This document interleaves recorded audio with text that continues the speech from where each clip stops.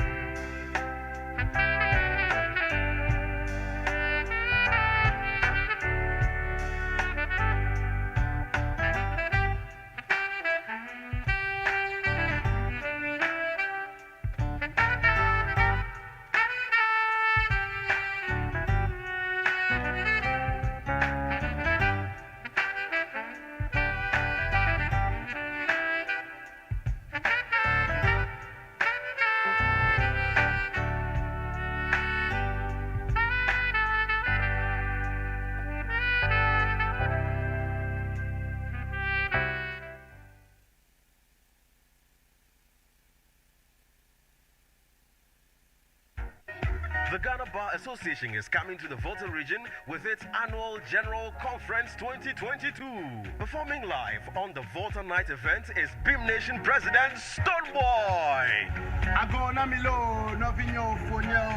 You know the name already, Stoneboy. I'm happy to let you know that I will be coming your way on the 15th of September inside Ho at the Jubilee Park, performing at the annual Ghana Bar Association event. I want you.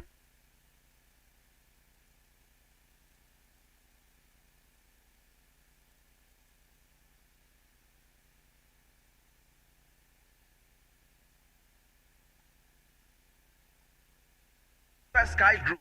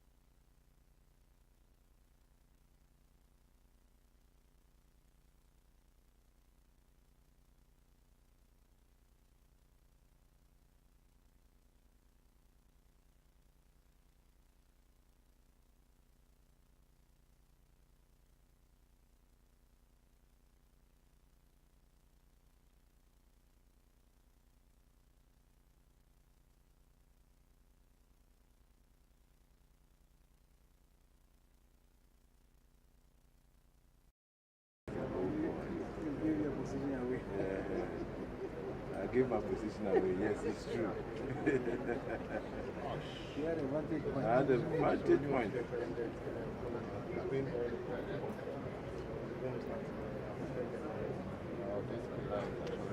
you know what? So just when it comes to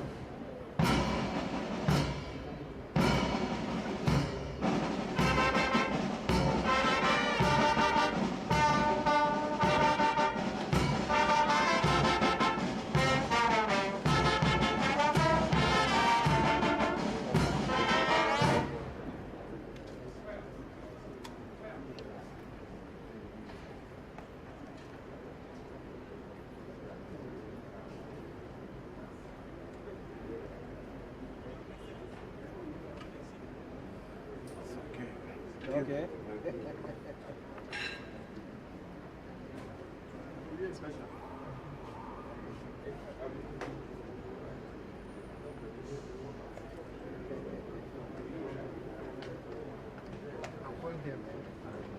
So no, so easy as it is. So very excuse me, go to excuse me. Yeah, you are coming to the shot, okay? So come back to the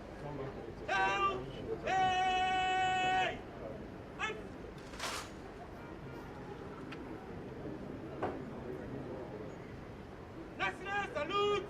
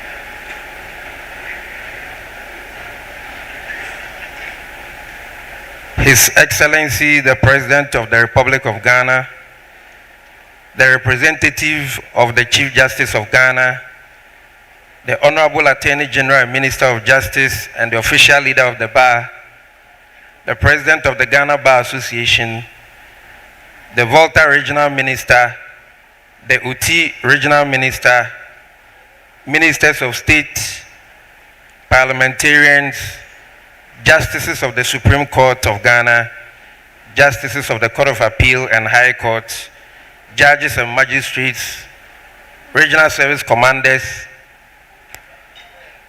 Tobuo, Mamao, members of the media, colleague lawyers, invited guests, ladies and gentlemen. On behalf of the President of the Ghana Bar Association and the Council of the Ghana Bar Association, we say Miawezo, which means welcome.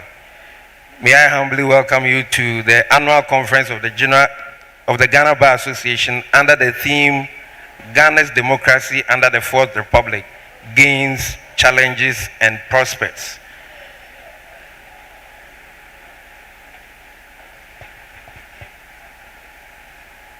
May I humbly invite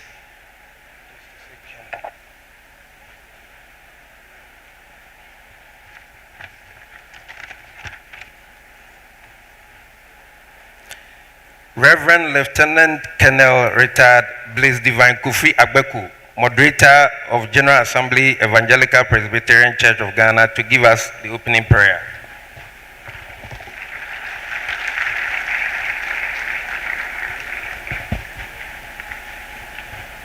Thank you. May I humbly request that we stand to pray.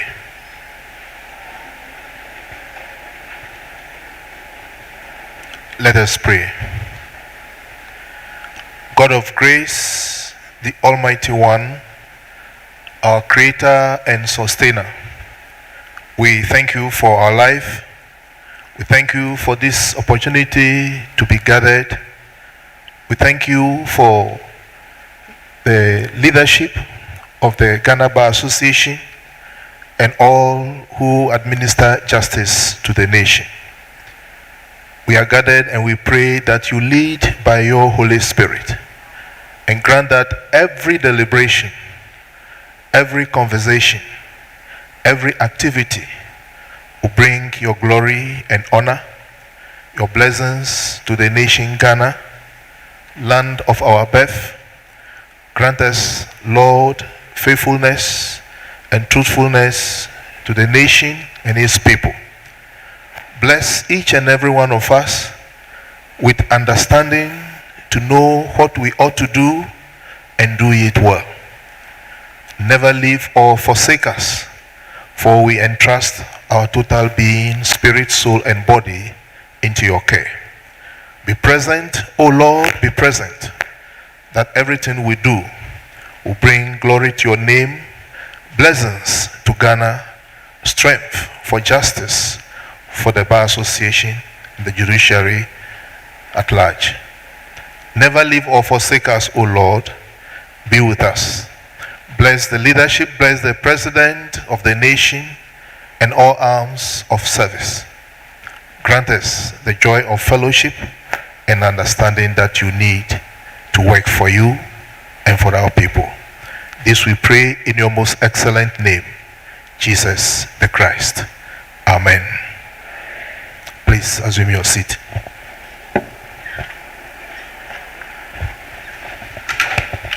Thank you, Reverend Lieutenant Colonel Retired Blaise Divine Kofi Agbeku.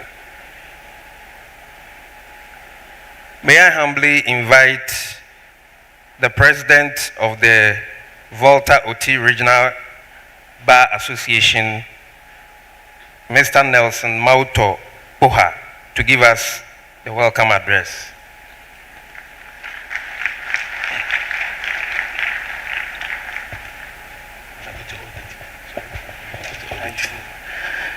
His Excellency Nana Addo Dankwa Akufo-Addo, President of the Republic of Ghana, the Acting Chief Justice, Justice John Doche, Justices of the Supreme Court, Court of Appeal, and the High Court.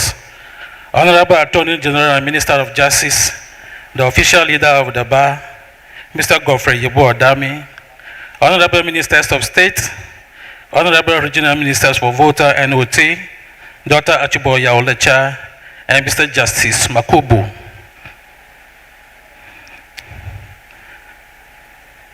Tobio, other traditional leaders, my lordship, bishops, moderator, and all venerable ministers of religion, the voter regional chief imam, honorable chief executives of the municipal and district assemblies, service commanders, heads of department, judges and magistrates of the lower courts, dear members of the General Council of the Bar, Mr. Yawa Champon Bofo, President of the Ghana Bar Association. My dear learned friends, distinguished invited guests, the media, ladies and gentlemen. On behalf of the Voter and OT Regional Branch of the Ghana Bar Associations, I welcome you heartily to this year's annual conference of the Bar here in Ho, the Oxygen City of Ghana.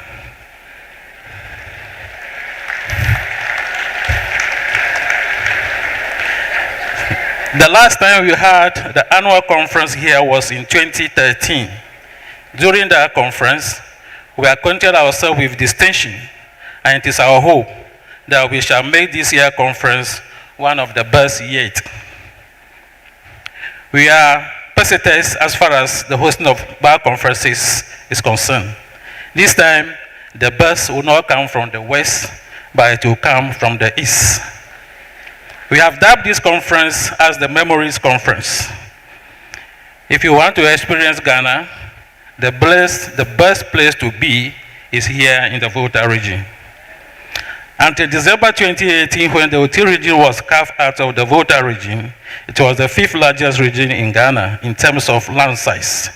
It's now the 12th largest region with a land mass of 9,504 square kilometers and has a population of about 1,649,523, made up of 786,112 males and 863,444 females. It is the only region in Ghana with the highest population of females.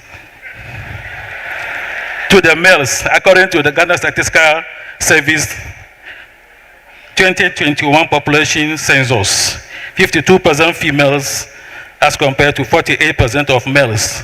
Millennial brothers, for the ladies, we have them here. We have 18 administrative districts made up of 6 municipal and 12 district assemblies. We also have 18 constituencies.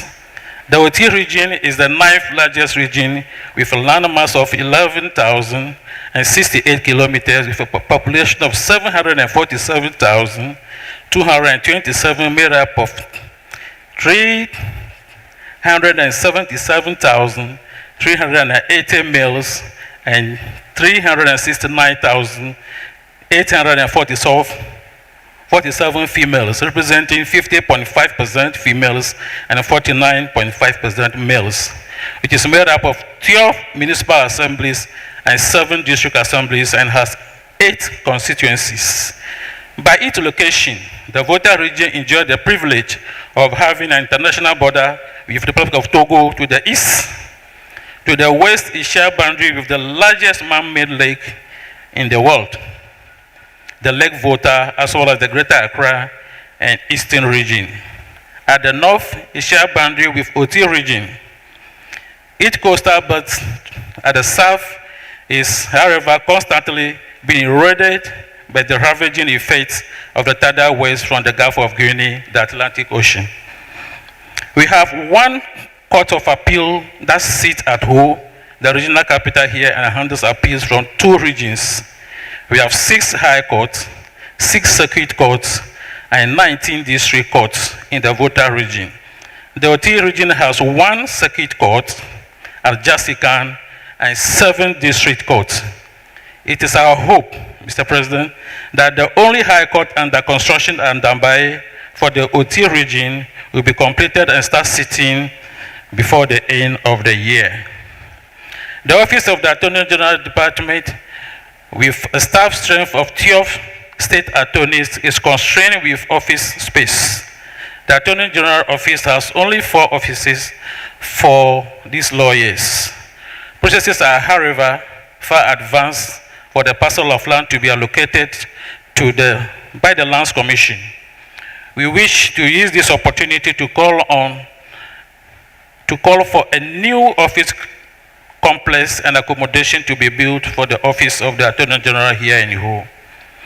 With support from the National Executive of the Bar, we as a regional bar have acquired a parcel of land for the construction of a modern fit-for-purpose regional bar center. The sod will be cut this afternoon after the ceremony.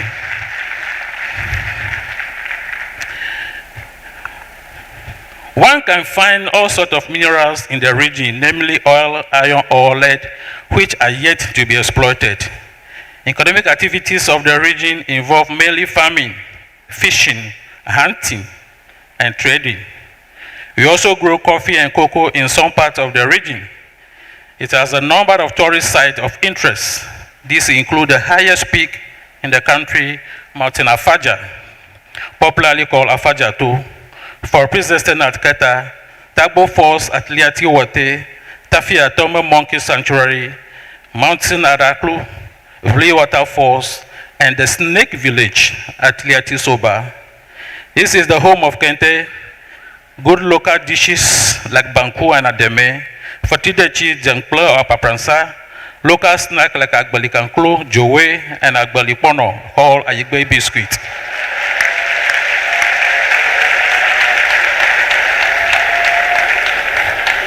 As we spend these days brainstorming on the successes, challenges, gains of our 30 years of democratic journey in the Fourth Republic, let us make some time off to visit these tourist sites of interest for some realization. The old saying have it that all work and no play make a jack a dull boy. Ladies and gentlemen, do not forget home by night. Let your hair go down and reduce your stress level and enjoy your food, clean air and environment, and our famous Agbaja and Bobobo dance, all lined up for you in the evenings. Acknowledgement. The region is blessed with some of the finest legal luminaries who have contributed their quota to the development of the legal profession. We hereby acknowledge all of them who have contributed in diverse ways to the legal practice in Ghana, as they have remained a source of great inspiration to the younger ones who wish to become lawyers.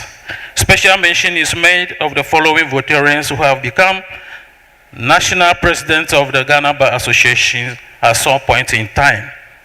GFK Adadovo, Idi Kom, Ntifafa Kwenye Hia, Samo Kujoto, Solomon Kwamitete, and Benson Nuchukwe. At the highest level of the judiciary, we acknowledge and appreciate the late Chief Justice Fred Apalu and the first female justice of the Court of Appeal, the late Justice Annie Jage. Other justices of the Supreme Court from the region were Justice C.S. Akolache, Justice Lasse, Justice N.K. Woku, Justice F.K. Kbaga, Justice Hidike Ajabin, Justice Ajoe, Justice Professor A.P.K. Kluje, and Justice N.S. Barebe. The rest are Justice John Doche, the Acting Chief Justice, Justice Agnes M. Doji, Justice Clement Honyanuga, who are all serving members of the current Supreme Court. The Speaker of the The Speaker of the Parliament of the Fourth Republic, Honorable Eduardo Ajaho, a lawyer by profession, is a product of this region. He is the first speaker to have come from the region. The first president of the Fourth Republic, His Excellency Lieutenant General John Rawlings, was a proud son of the Volta region. May his soul continue to rest in peace. I'm told my Lord Justice John Dossier is representing the Chief Justice and not the Acting Chief Justice. Mr. President, permit me at this juncture to say something briefly on the theme for this year's conference, which we find apt in our country's present circumstances. The theme for this year's conference is Ghana's democracy under the Fourth Republic, gains, challenges, and prospects. On 28th April 1992, Ghanaians decided overwhelmingly to return the country to constitutional rule. The 30 years journey has undoubtedly not been without challenges. Some of the challenges we have overcome, but some are still with us. We are hopeful that with the collective will of all Ghanaians, we shall certainly overcome and make our democracy the envy of other countries in the sub-region and Africa at large. To achieve this, we as members of the legal fraternity have a unique role to play. Members of the legal profession have for the past 30 years contributed immensely to the success story. It is our duty to bequeath to the next generation an enduring legacy of peaceful and democratic governance as the best framework and environment within which they will realize their full potential. There is no suitable alternative. Let me pause here and acknowledge a few institutions and individuals who have supported us in hosting this year's conference. Directly after that, the Government of Asogli State for hosting us on Tuesday. Eric Sedi Kutochi, the Executive Chairman of the First Care Group of Company, for hosting us on Thursday, called the Voter Night. Dr. Archibald Lecha, the Voter Regional Minister, for hosting us today at the residency. And Honorable Francis Albert Seth Nyonyo, the Voter Regional Minister, the voter regional representatives of the Council of State, for supporting us on our Friday event.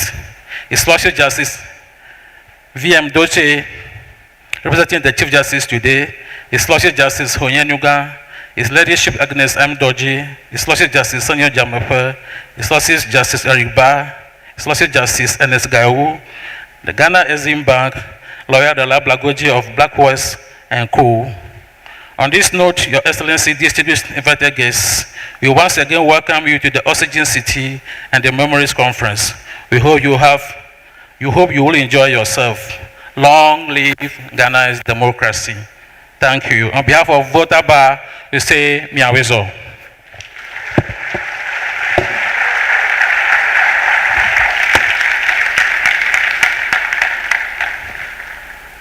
Thank you, Regional President of the Volta Uti Bar, Mr. Nelson Poha.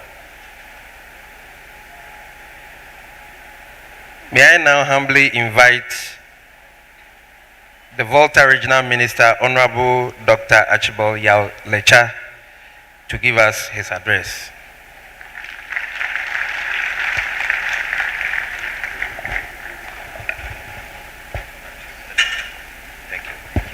Thank you very much. His Excellency, the President of the Republic of Ghana, the Acting Chief Justice, Honorable Ministers of State, Members of Parliament,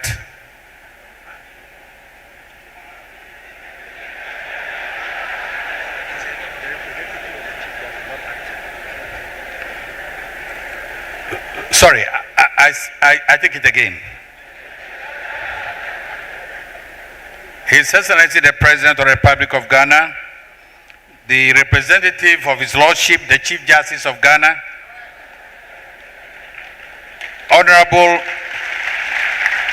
Honorable Ministers of State, Members of Parliament, Members of the Judiciary, Members of the Bar Council and Executives of the Ghana Bar Association, Togbeo Mamao, distinguished invited guests, members of the media, ladies and gentlemen.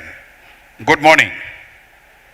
I'm delighted to join you today at the opening ceremony of the 2022 Annual Conference of the Ghana Bar Association. The invitation extended to me to participate in this ceremony is indeed an honor for which I am most grateful. You can see it in my dress code. Therefore, on behalf of the chiefs, people and the Volta Regional Coordinating Council, I welcome all of you to this important event which is taking place in the Ho municipality with its capital Ho, noted as the Oxygen City of Ghana. This is the city where the air is purest. It It is my hope that you would find time to enjoy your short stay with us.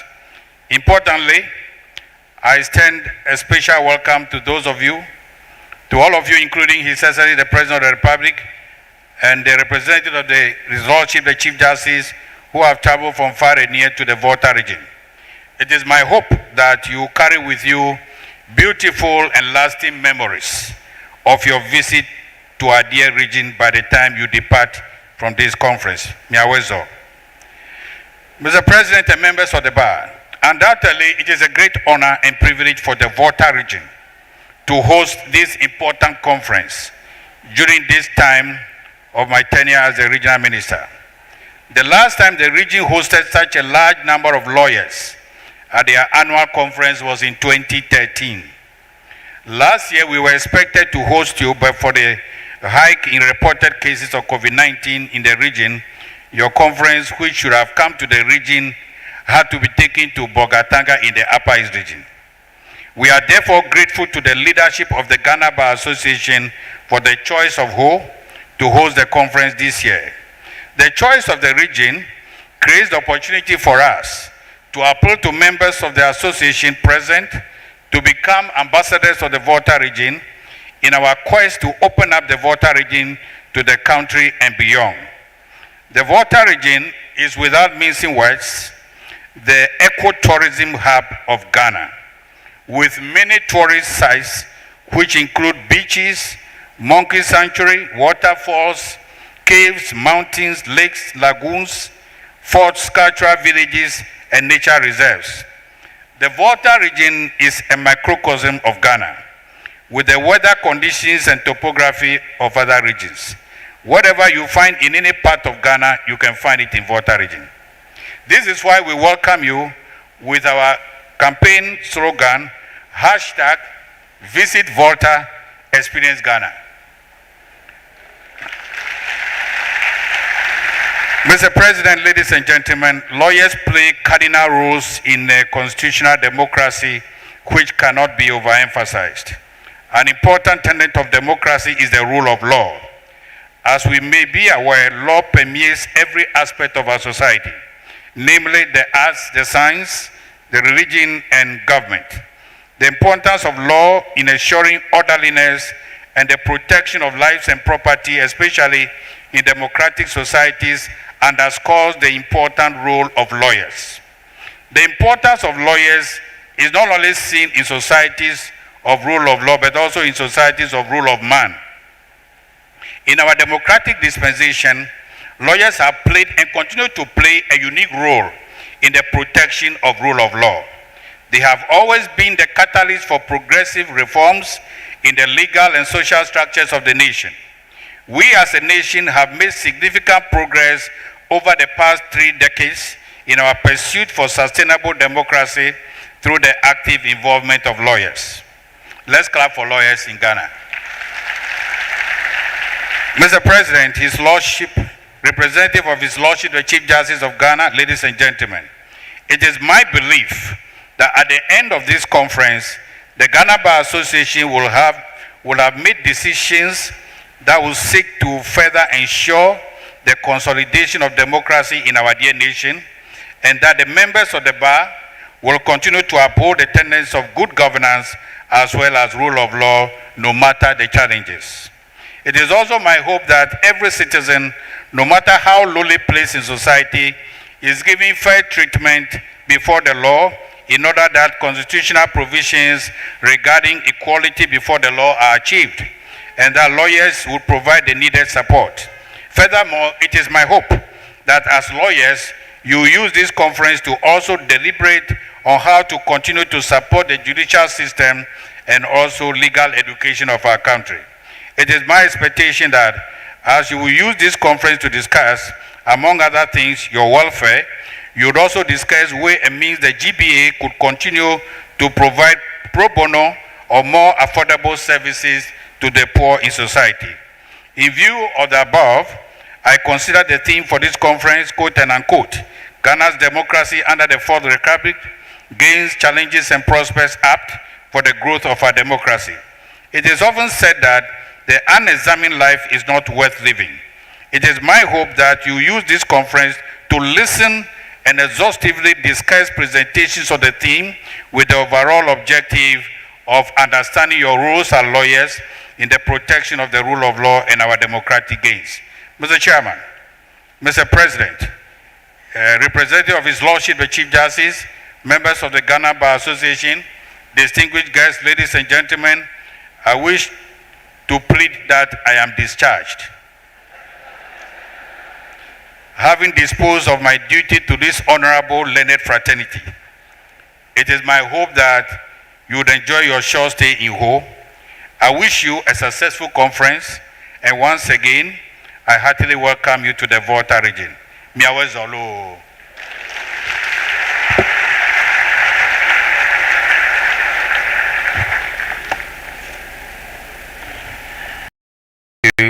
Volta Regional Minister, Honorable Dr. Archibald Yao Lecha. May I now humbly invite the Honorable Attorney General and Minister of Justice and the official leader of the bar, Mr. Godfred Yebu Adame, to give us his address.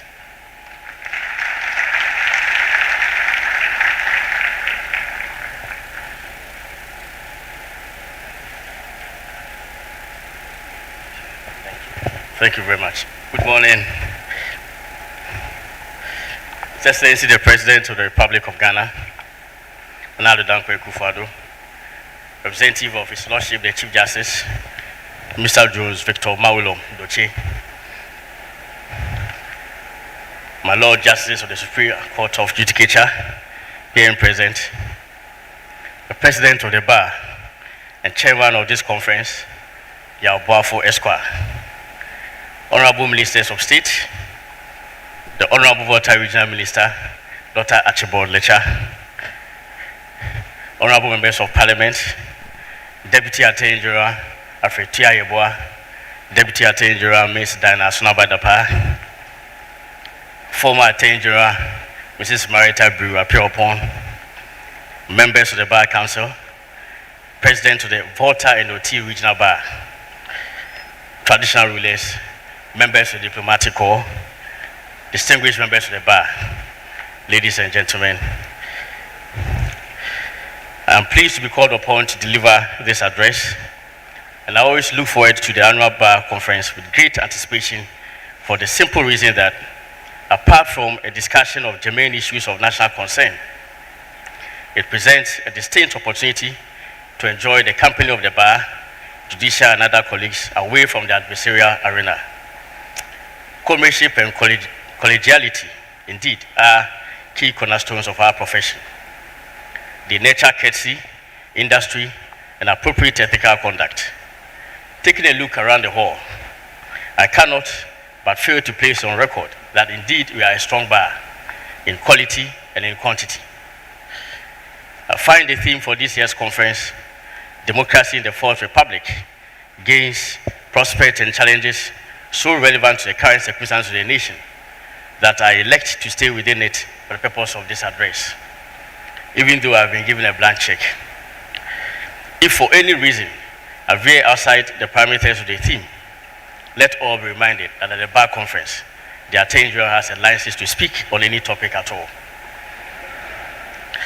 The record shows that the people of this land have in unmistakable terms always registered their desire to live under a democratic form of government. The bond of 1844, executed on 6 March 1844, even though it was the first attempt by the British to formalize the hitherto undetermined relations between themselves and the people of the Gold Coast, was a culmination of agitation against the dictatorship of Governor George McLean. The formation of the Aborigines Rights Protection Society in 1897, which survived the withdrawal of the two lands bills of 1894 and 1897, in respect of which society had been formed, constituted the fulcrum for agitation for constitutional reform in the Gold Coast.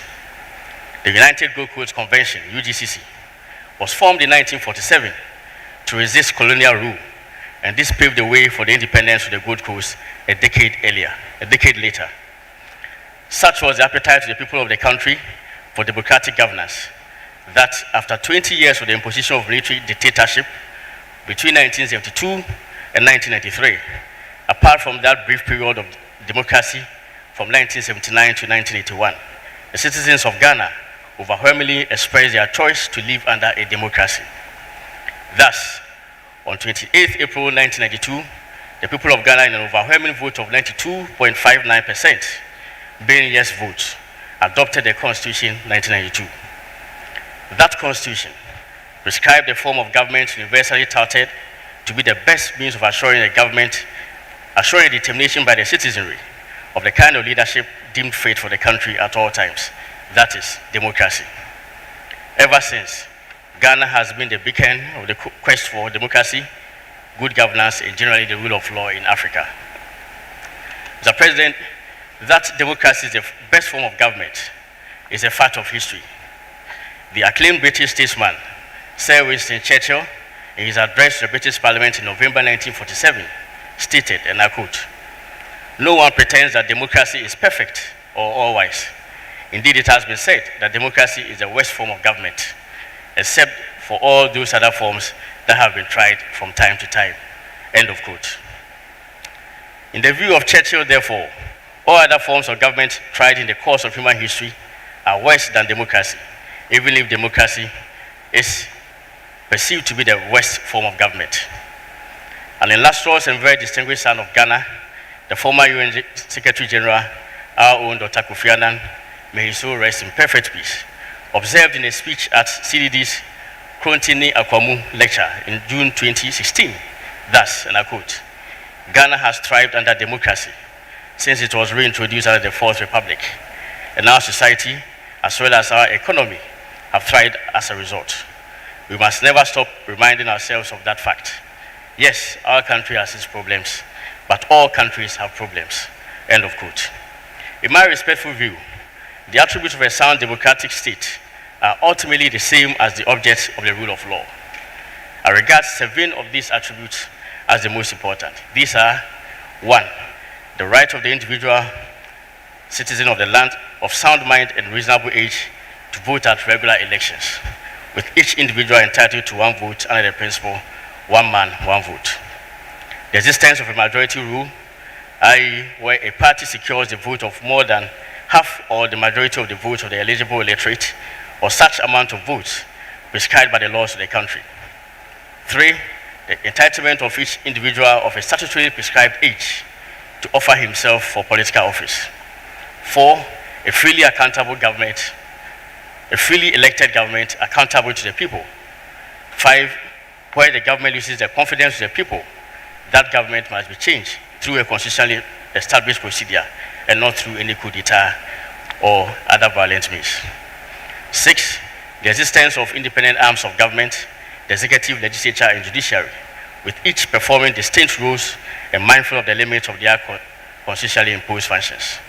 It is, however, pertinent to note that though the 3 branches of government are independent, they are also interdependent as it pertains to every democracy. And 7, a free and responsible media, cognizant of not only its rights, but also its responsibilities as regards free expression and the rights and dignity of members of society. Mr. President, these vital elements of a democracy show that the conduct of elections is the bedrock of democracy itself. National elections represent a preeminent and I would say an undeniable vehicle for the electorate of every country to exercise real power over how they are governed and by whom. It is imperative, therefore, for the body constitutionally charged with the organization of free and fair elections in any democracy to live up to its constitutional duties.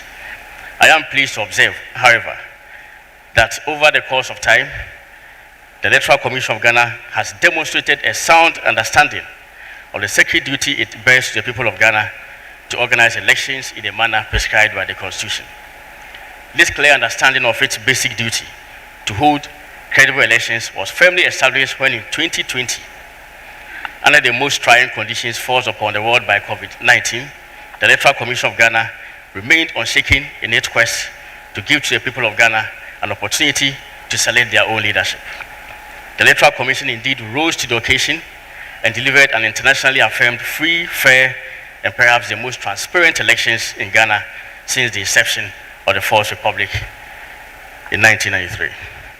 Such was the credibility of the election that the complaints of unfairness made in the Supreme Court by a losing candidate in the presidential election, strangely bordering on allegations of, I quote, wrong aggregation of votes and vote padding, end of quote, even though proven to be untrue at the trial, collectively involved a meager 6,622 votes, a number which was so patently insignificant to materially affect the outcome of the election, in which the winner won by well over 500,000 votes.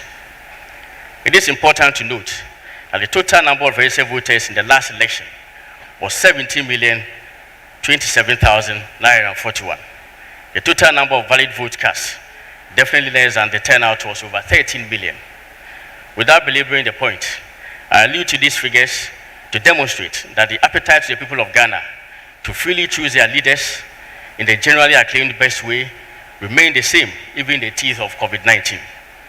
I consider it fitting, as leader of the bar, to call on lawyers to support the Electoral Commission, as presently constituted, to persist in its quest to deliver for the nation a free, fair, and credible election capable of measuring up to the test of international standards at all times.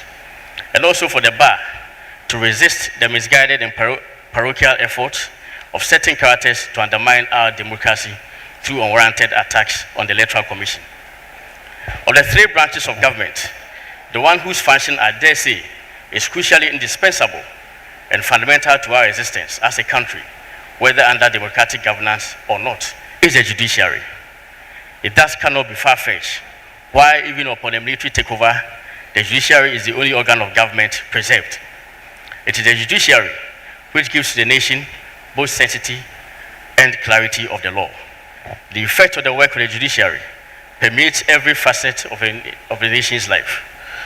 Lack of confidence in the integrity of the judicial and legal system holds back investment, trade, and hopes of prosperity in countries that desperately need that investment and trade.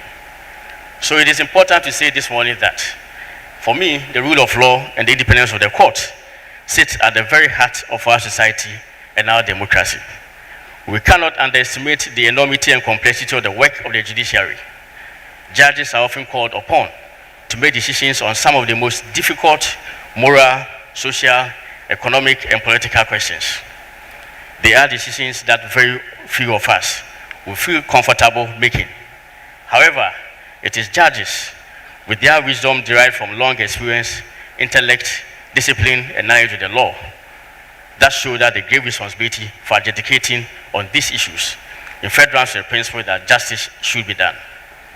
As Attorney General, I have not had every ruling on cases contested by me in the courts go in my favor.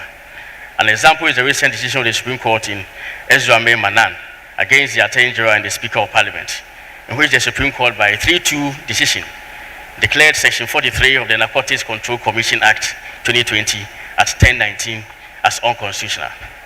But when I look back at that case, regardless of my own views on the questions being judged, and of course I've taken steps in accordance with due process to lodge a review against the decision, it seems to me that what it actually does illustrate is a very profound constitutional principle in which all of us should take pride, namely, that an aggrieved citizen can go to an independent Supreme Court and challenge anyone, including their elected government and parliament, and be confident that the court will give a decision without fear or favor. This is because we live in a country governed by the rule of law, not the rule of man or woman. This country has gained a worldwide reputation for its justice system and legal services. Central to that reputation is the integrity of our judiciary and the quality of judgment emanating from our courts, with decisions of our superior courts cited in cases in other jurisdictions. Our courts are recognized throughout the world for their excellence and openness for innovation. Chief Justice Azukrab in 1976 summed up the contribution of our legal system to the progress of the nation on the occasion of the centenary celebration of the establishment of the Supreme Court in this words, and I quote, "If our legal history has been eventful in this past century, we can also say that we have been lucky in the people of our nation who have been alive in every generation to match the grandeur of the events of their time. We have, in these years past, never needed a hero in the law to speak up for our people. A Castle Hayford to warn the imperial power to keep our lands invalid. A Mensa Saba to plead the people's cause in the highest councils of the empire. A Kuse to guide in the writing of our first constitution towards independence. In our own lifetime, a Dankwa to keep us reminded of the need for legal self-discipline in the tumultuous years immediately after independence, and a Kosa to hold first among our people the scales of justice evenly between the government, the legislature, and the people. End of quote. Subsequent to this, decisions of the Supreme Court in cases like Tufoil against Atenjura, New Patriotic Party against the Atenjura, the 31st December case, New Patriotic Party versus the Ghana Broadcasting Corporation, J.H. Mensah versus the Atenjura, Danado Danko Ekufuado, and two others versus John Mahama Electoral Commission, the 2013 presidential election petition, James Kwabena Bonfe versus the Atenjura, the National Cathedral case, National Democratic Congress against the Atenjura, and the Electoral Commission, the voter registration matter, and John Mahama versus Nana Ekufuado against the Electoral Commission, the second presidential election petition case, have had a pervasive and profound effect on the stability of our nation and the lifestyle of the people.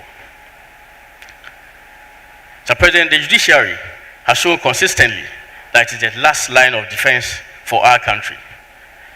It was thus with great dismay and embarrassment that I heard a person who has occupied the highest office of state, former President John Mahama, recently launched an unwarranted attack on the integrity of Ghana's judiciary. And I observed that this was really the latest installment of systematic and caustic attacks on our court by the former president, albeit unjustified. And I observed that this was really, and I'm compelled to comment on same in this address because they border on the security of the state and constitute a deliberate pattern of conduct aimed at undermining the independence of the judiciary, an arm of government whose autonomy is crucial to its proper functioning. Such conduct is clearly deplorable, coming from one who has occupied the highest office of president and aspires again to that office. At this moment, it is important for all to note that I express this sentiment not because I stand in opposition to former President Mahama as a politician. My dismay is founded more on the fact that I'm a lawyer, and every lawyer ought to be concerned about these kinds of views expressed by a political leader in this country. It will be a sore omission if I fail to recognize that there have been other leaders of the political party to which the former president belongs. I do not recall either the late Jerry John Rawlings or the late Professor John Evans Atta Mills mount such a systematic and deliberate campaign of hate against the judiciary. In fact, never once did Professor Mills, Mr. Mahama's former boss, launch any attack at all on the judiciary. Closely examined, one will notice that the source of the former president's unjustified attacks on the judiciary is the unanimous dismissal by the Supreme Court of his rather porous election petition, which indeed, in my respectful view, was dead on arrival and bound to be dismissed by any court worth its salt in the country. One cannot fail to note that his petition before the court in 2021 was a bundle of incompetent claims devoid of any substance. As stated already, the allegations of wrong aggregation of votes, and vote pardon, which he put before the court, collectively involved only 6,622 votes, a figure which could not in any way affect the outcome of the presidential election. It is therefore perplexing how, if such a petition is dismissed by the court, it should form the basis for an allegation of unfair treatment by the court. It ought to be understood that it is the duty of the court to administer justice according to law. The court is not a mercy chamber to serve justice based on sympathy or affection. I observed with even greater worry that the former president, who is a non-lawyer, made this comment at a meeting of the legal committee of his political party. None of the lawyers raised a finger to contest the wrong and dangerous propaganda by the former president. By their silence, they became abettors of the propagation of hate against the judiciary.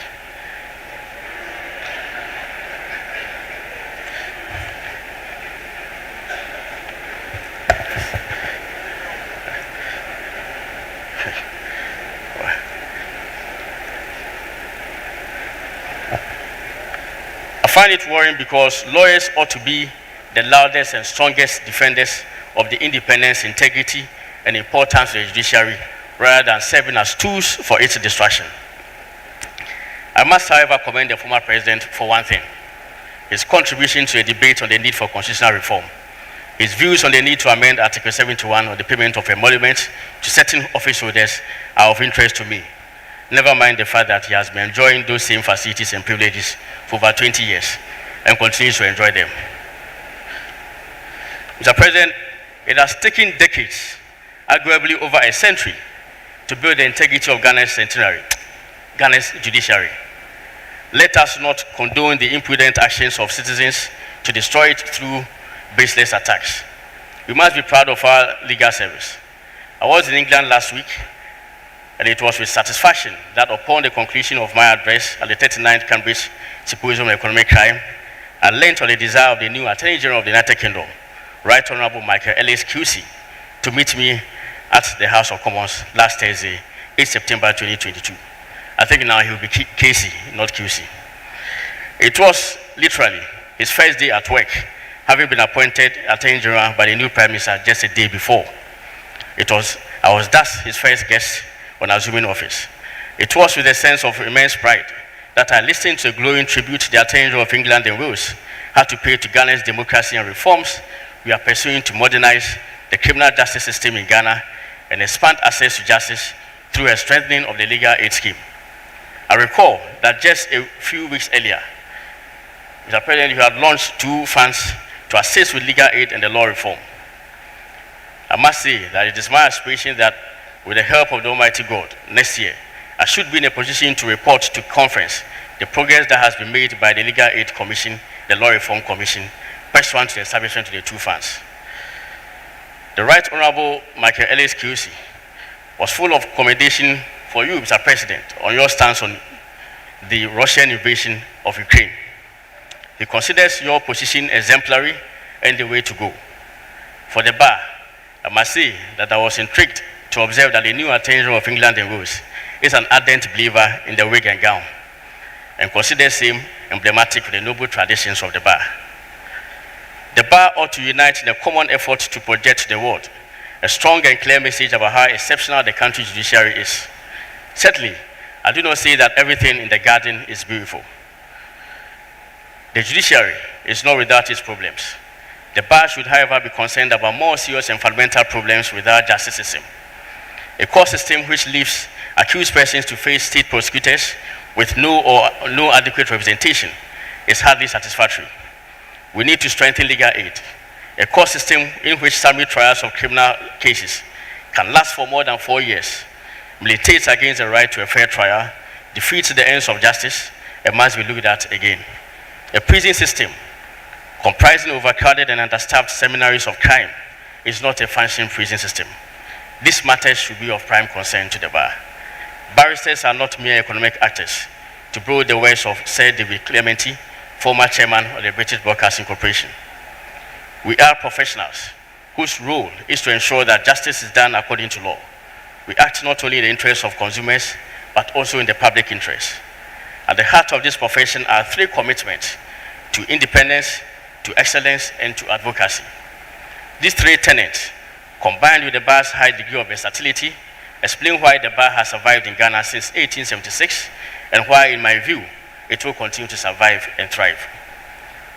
But we should not take these things for granted. The essential elements of the profession must be guarded against elements who seek to destroy same.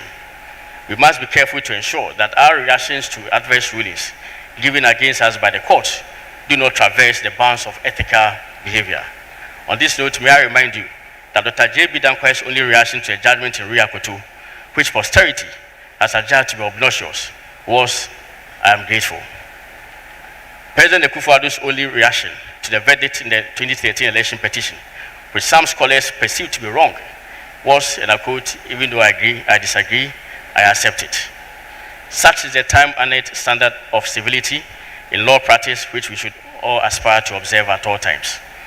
As Attorney General, in addition to the strengthening of the criminal justice system, I will strive to ensure the establishment of a viable, fair, and expeditious system for commercial dispute resolution through the setting up of the Ghana Arbitration Center as envisaged under the Alternative Dispute Resolution Act 2010 at 798. With a frequent referral of dispute to arbitration, we need to make Ghana the hub of arbitration in Africa generally, and in West Africa in particular.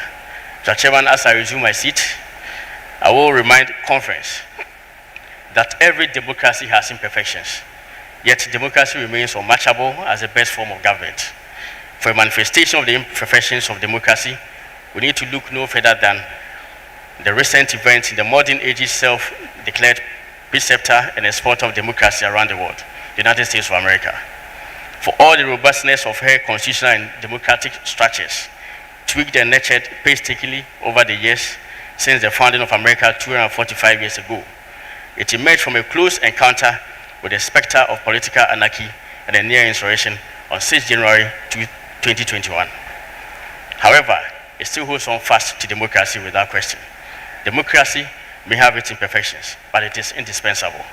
I wish you all an enjoyable conference.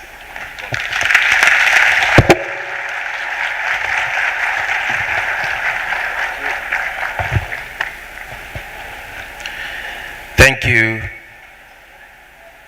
the Honorable Attorney General and Minister of Justice, and the official leader of the bar.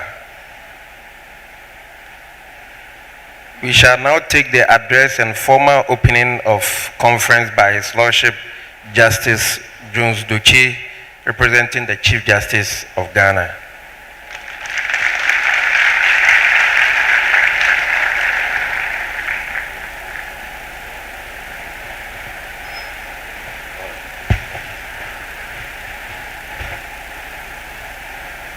His Excellency the President Nana Addo Dankwa Akufo-Addo and Commander-in-Chief of the Ghana Armed Forces, the Honorable Attorney General and Minister for Justice, my lords, spiritual and temporal, former AG, National President and other executive members of the Ghana Bar Association, Vice Chancellor of the whole Technical University, Professor Ben Honyenuga, who is our host, and the Vice Chancellor of the University of Health and Allied Sciences, Professor Lydia Aziato, President and executive members of the various regional bar associations, past presidents of the Ghana Bar Association, distinguished members of the Ghana Bar, Togbo, Mamao, ladies and gentlemen. Out of abundance of caution, I want to reiterate the fact that I am here as a representative of the Chief Justice who has sent me to represent him.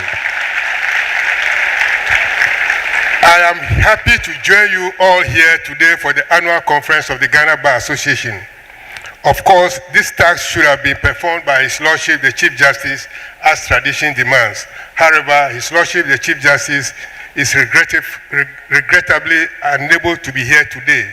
So it is my duty and honor to step into his distinguished shoes. His Excellency the President, for decades, the Ghana Bar Association has played a most significant role in our national life.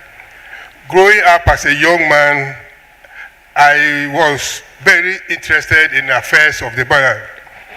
For a very long time, the Ghana Bar Association acted as the conscience of the nation. When they speak, everybody shivers.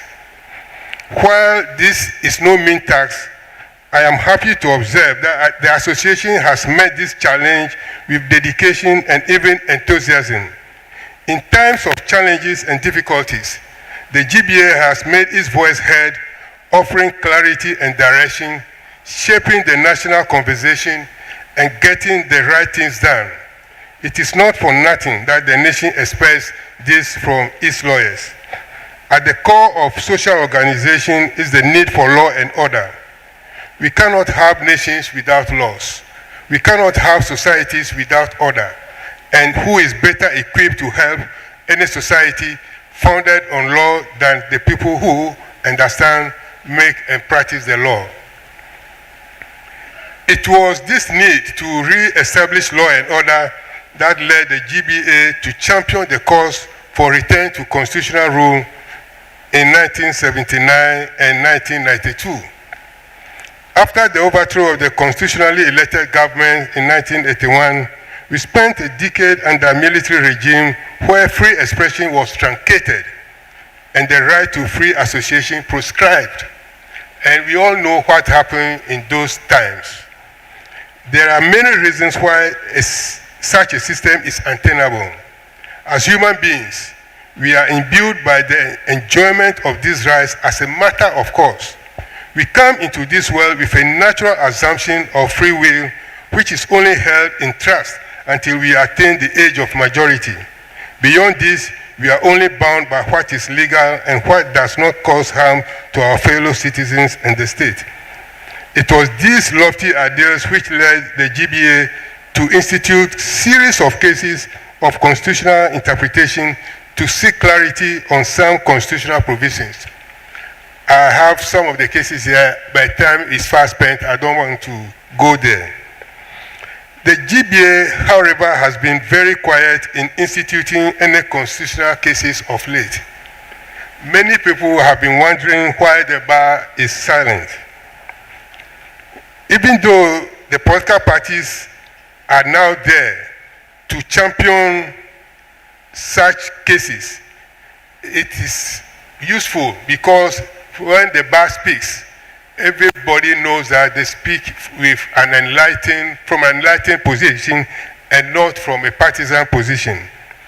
It makes sense, therefore, for me to urge the GBA to champion this movement again, to state their views on some topical matters. For example, a few years ago, His Excellency the President tabled a motion for election of MMDCs. The debate was ongoing in the national space when all of a sudden there was a big U-turn by one of the major political parties and the request was withdrawn. Many of us expected the Bar Association to have spoken on that matter, whether we should elect our DCs or not, or on partisan basis. Such informed decisions are very important to come from the bar.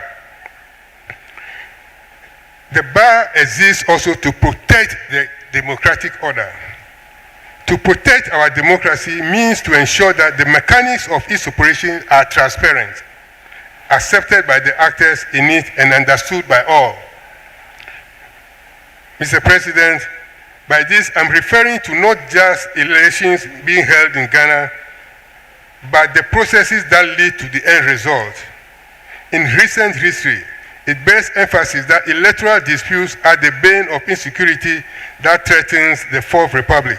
Indeed, Ghana's stability in the midst of unrest in the sub-region is down mostly to the fact that ultimately our political actors come round to accept the decisions of the courts as by law established.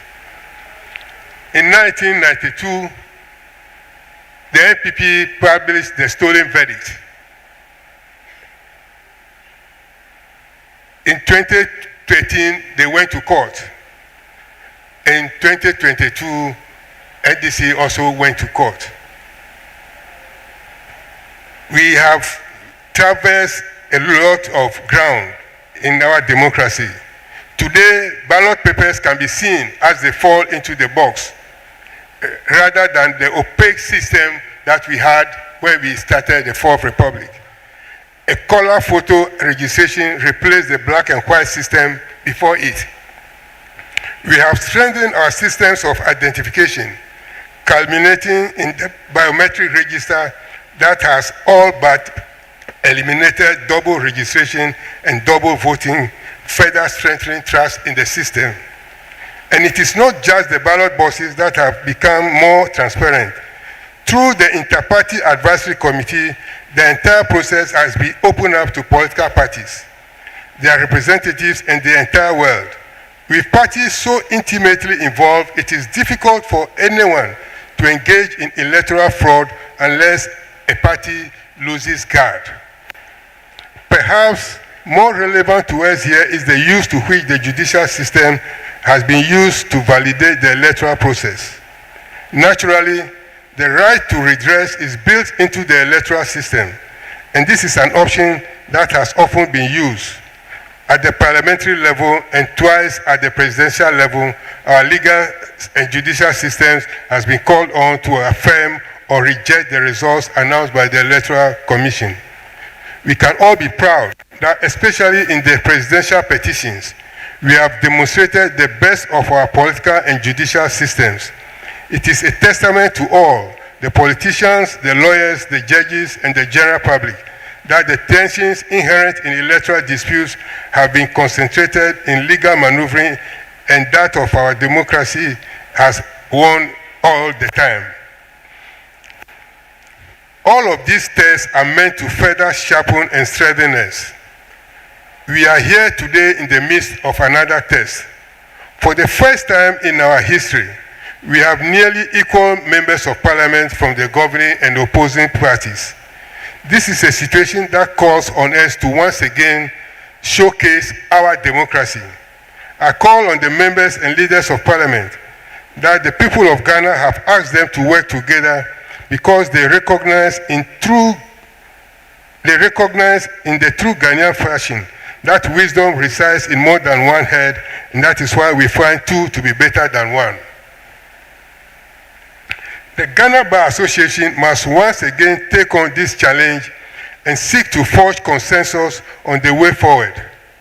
In the face of global crisis and national challenges, we cannot afford legislative lethargy and deadlock. We need to work together and we need to move as one. It is our hope that with the gentle urging from the GBA and other like-minded organizations, we'll be able to seize the moment and come out at the other side better, more prosperous, and better able to secure the lives and prosperity of our citizens. It also means that we have to uplift the reputation of the profession through strict adherence to the rules of professional etiquette. It means we have to show respect for the rules, respect your clients and the profession generally. In our engagement with clients, we have to uphold every standard of professionalism, maintaining robust bookkeeping etiquette so there are no disagreements of what clients' money has gone. Lawyers who have not opened clients' accounts must be encouraged to do so, else they should be sanctioned. All is definitely not well with the association. This is because we have started to see signs of factionalism in the profession. Quite recently, I heard a group of lawyers who issued a statement. If this is not checked, it has the potential of destroying the GBA, and I believe the GBA is capable of managing the storm. Now, we in Ghana have had a checkered history. We have had 3 distinguished judges of the High Court abducted and killed. We celebrate this incident since it occurred. I have made sure if I'm in the country, I always attend these functions. We should, as lawyers, we should not make careless comments and remarks that will revisit the occurrences of 1982. Therefore, entreat all of you to be very, very circumspect in making very dangerous comments about the judiciary. I'm not saying so because I'm a judge, because once you are in it, you are in it. But then, comments from members of the bar and senior politicians should be such that we are not, judges are not put up for sale by those who want to cause commotion and confusion in the country. the GBA must also come out with strict rules of governance on their juniors, who they send to the superior courts. The wearing of wigs and gowns by lawyers, sometimes walking from the law court complex to the Supreme Court and vice versa, is on the ascendancy.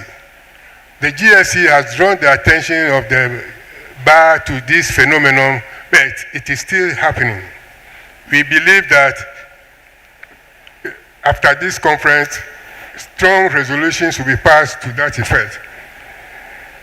Then, wearing of inappropriate apparel by lawyers to the courts must be discouraged and sanctions imposed on defaulting lawyers. Thomas Paine, in his works on a plan for declaration of rights, 1792, wrote, "The law should be equal to all, whether it rewards or punishes, whether it protects or restrains." This is the dilemma in which we are, and the GBA, as one of the foremost professional associations, must strive to achieve just that. Before I am done, I want to give you a story I recounted last week, Monday, when I addressed the meeting of Commonwealth magistrates and judges who held their 19th triennial conference in Accra. Luckily, the president opened the conference for us. In 2018, I went on a visit to the UK, and I was attached to their criminal session. And the first day I went to the court, I was introduced to the High Court judge, and he briefed me that he was going to conclude a criminal case involving 7 black young boys who had a gun violence in which they stabbed somebody and the person died. So the investigator was the person who testified that morning. And he testified. After 1 hour, he was cross-examined, and the prosecutor, the Crown Counsel, cross-examined.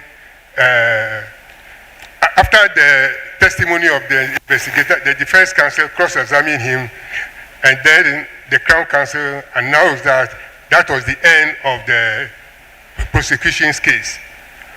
So the judge asked the defense counsel their option. He said, well, they have indicated that they may file a submission of, make a submission of no case. So he said, go ahead. So 7 youth, they had 3 different counsel. So the counsel made the submission, and within 30 minutes, the submissions were over, and then the judge, in 5 sentences, dismissed the application and called upon them to open their defense. So it was about 12:30. We went for break. They go for break at 12:30 and come back at 1:30 or 2 o'clock. So in the afternoon, they opened their defense. And the judge asked me, what have I learned?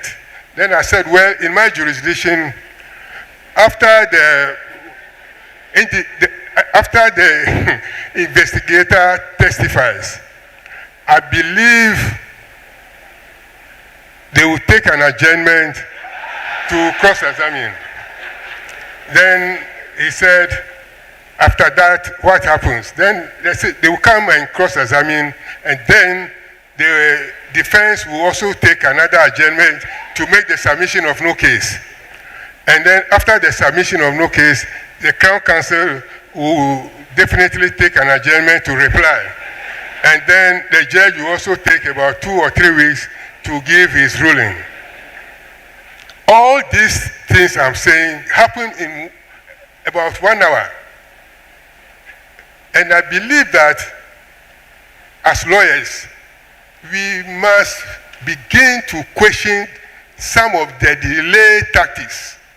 Because we see it, we must therefore begin to question the rules and come out with more punitive rules or strict rules, so that at the case management level, all these things are put down. And the judge showed me the case management where everything was put down. So they hold the lawyers according to the case management that they have done. Now, with these few words, I must say that this situation has become unbearable, that I call for reforms in our rules of procedure in both civil and criminal cases. At this juncture, I am encouraged to leave you with this Bible quotation, Philippians 4:8, which says, "Finally, brethren, whatsoever things are honest, whatsoever things are just, whatsoever things are pure, whatsoever things are lovely, whatsoever things are of good report, if there be any virtue and if there be any praise, think on these things." Let us remember that above everything else, we are partners in search for truth and fairness, and that our loyalty first and foremost is to ensure that justice prevails. And with that, it is my singular honor to declare this year's conference duly open on behalf of the Chief Justice. Thank you.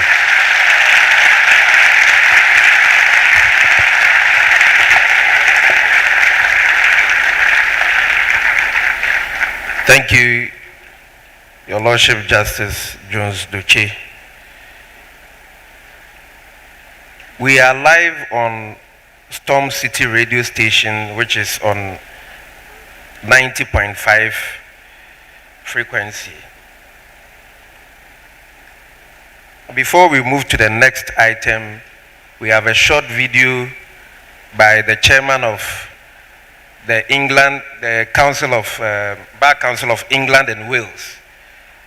So please, kindly let us My name is Mark Fennell, King's Counsel, and I'm chair of the Bar Council. I'm recording this message the morning after the death of our Queen Elizabeth.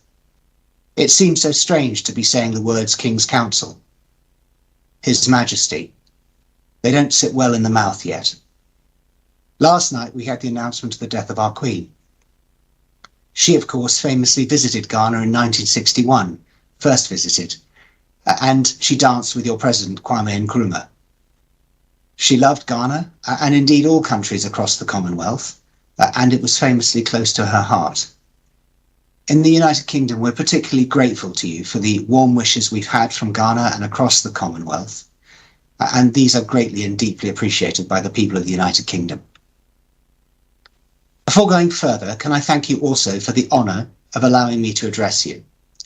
I was delighted to meet your chair, Mr. Boafo, in London in June. We had a very constructive discussion about how our two professions could work more closely together. This address is, of course, a brief positive sign about the steps we'll take together. I'm sorry I can't be with you in Ghana. I would very much like to have travelled. We face a challenging and difficult time politically in the United Kingdom as we all come to terms with a new government and ministers, and none of this is made easier by the events of the last 24 hours.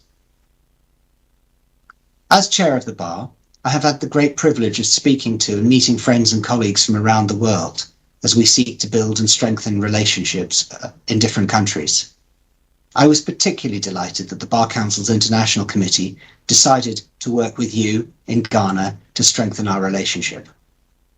The continent is close to my heart as I was born in Africa and have worked and travelled extensively. And I would very much hope that in due course I can travel and meet you in Ghana. How might we cooperate? Well, starting with the fact that our trade between our two countries is developing at pace. Because of this, inevitably, legal and contractual work and sometimes disputes develop. And the more we know about our two professions, the better we can service our clients and foster that trade that benefits both our countries.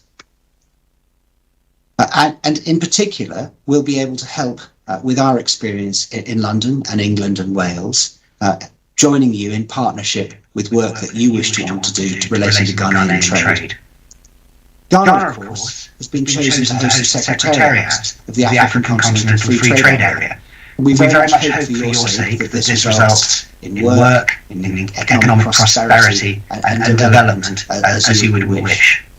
The Bar of England and Wales would be delighted to work alongside with you in helping develop this work and the economic interests of Ghana.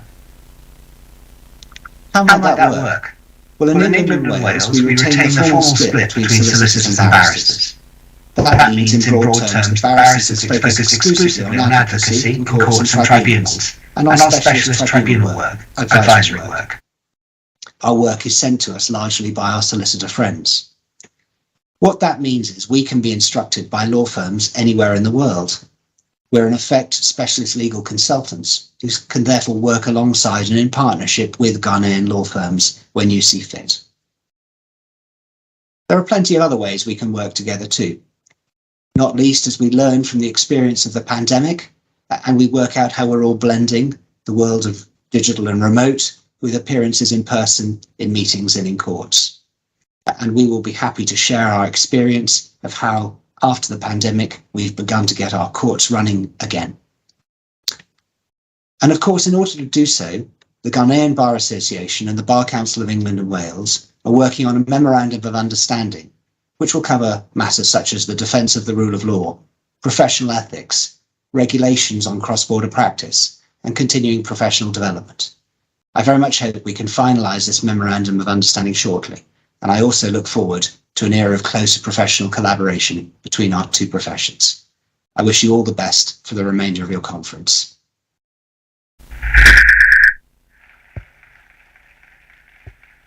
Thank you.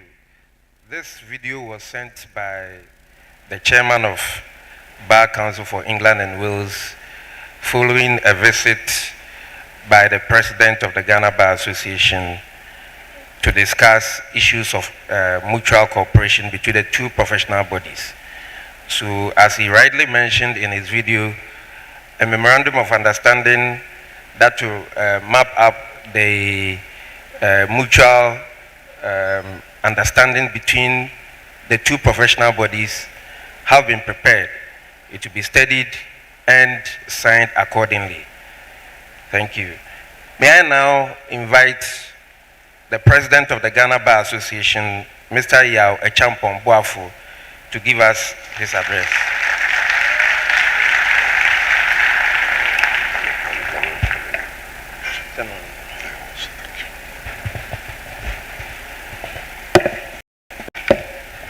His Excellency Nana Addo Dankwa Akufo-Addo, President of the Republic, Commander-in-Chief of the Ghana Armed Forces.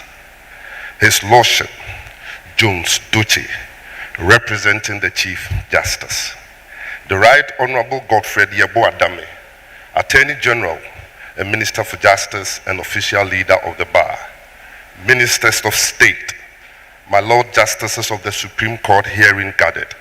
The Honorable Judicial Secretary, my Lord Justices of the Superior Courts herein gathered.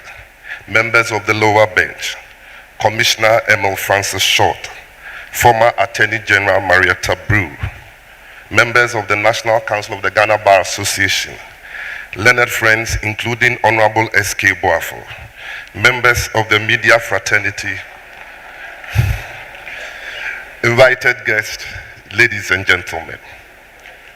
It is with great pleasure and privilege that I stand before and address you at this gathering of the 2022 Conference of the Ghana Bar Association, especially as I'm one of the few persons to have the opportunity to address conference as host regional president in 2015 and today as national president. Let me take this earliest opportunity doubtlessly in order to say Wezo and warmly welcome all of you distinguished guests, ladies and gentlemen, to the beautiful city of Ho, the proud host city of this year's bar conference, Ho has been chosen in tandem with the convention of the association to rotate the venue of our annual conference amongst the different regional capitals of our dear country.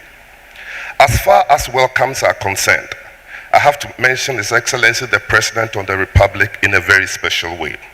He was the first Attorney General under the Fourth Republic to attend the whole session of the Ghana Bar Association conference during his tenure. He was the first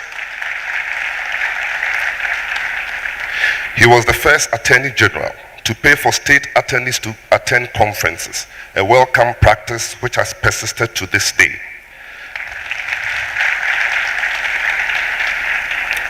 As Foreign Minister, he attended the opening ceremony of every bar conference. As his party's flag bearer, he again attended the opening ceremony of every bar conference. On assumption of the high office of President of the Republic, he has attended the opening ceremony of every bar conference and is here today.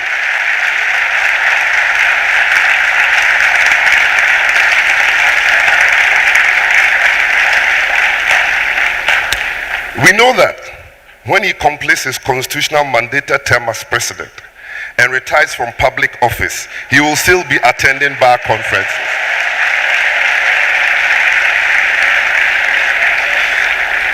Mr. President, the GBA is very grateful for your unflinching commitment to our values and our cause. Thank you very much.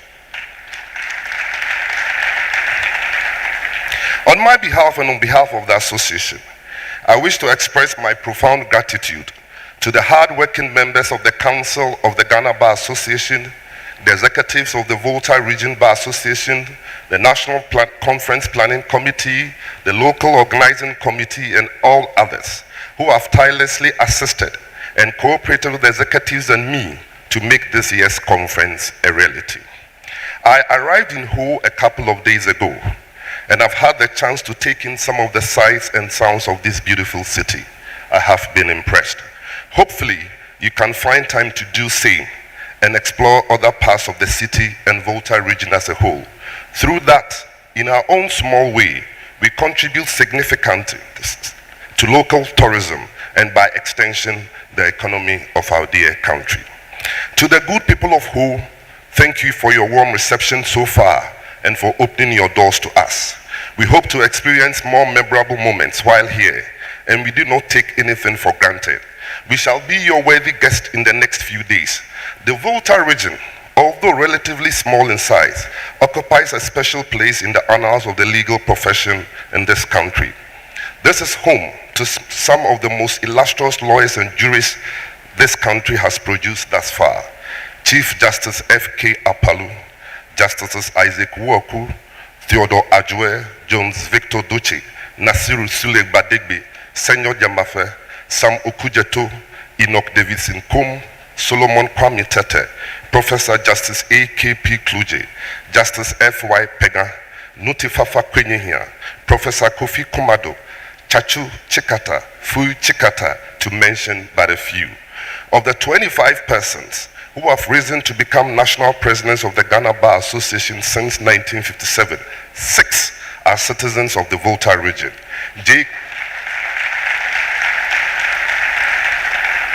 JKF Adadevo, E.D. Kum, Notifafa Kwenyehia, Sam Okujeto, Solomon Kwame Tete, and Benson Nukchupui. It is therefore significant that the first regional bar center of the Ghana Bar Association is to be built in Ho.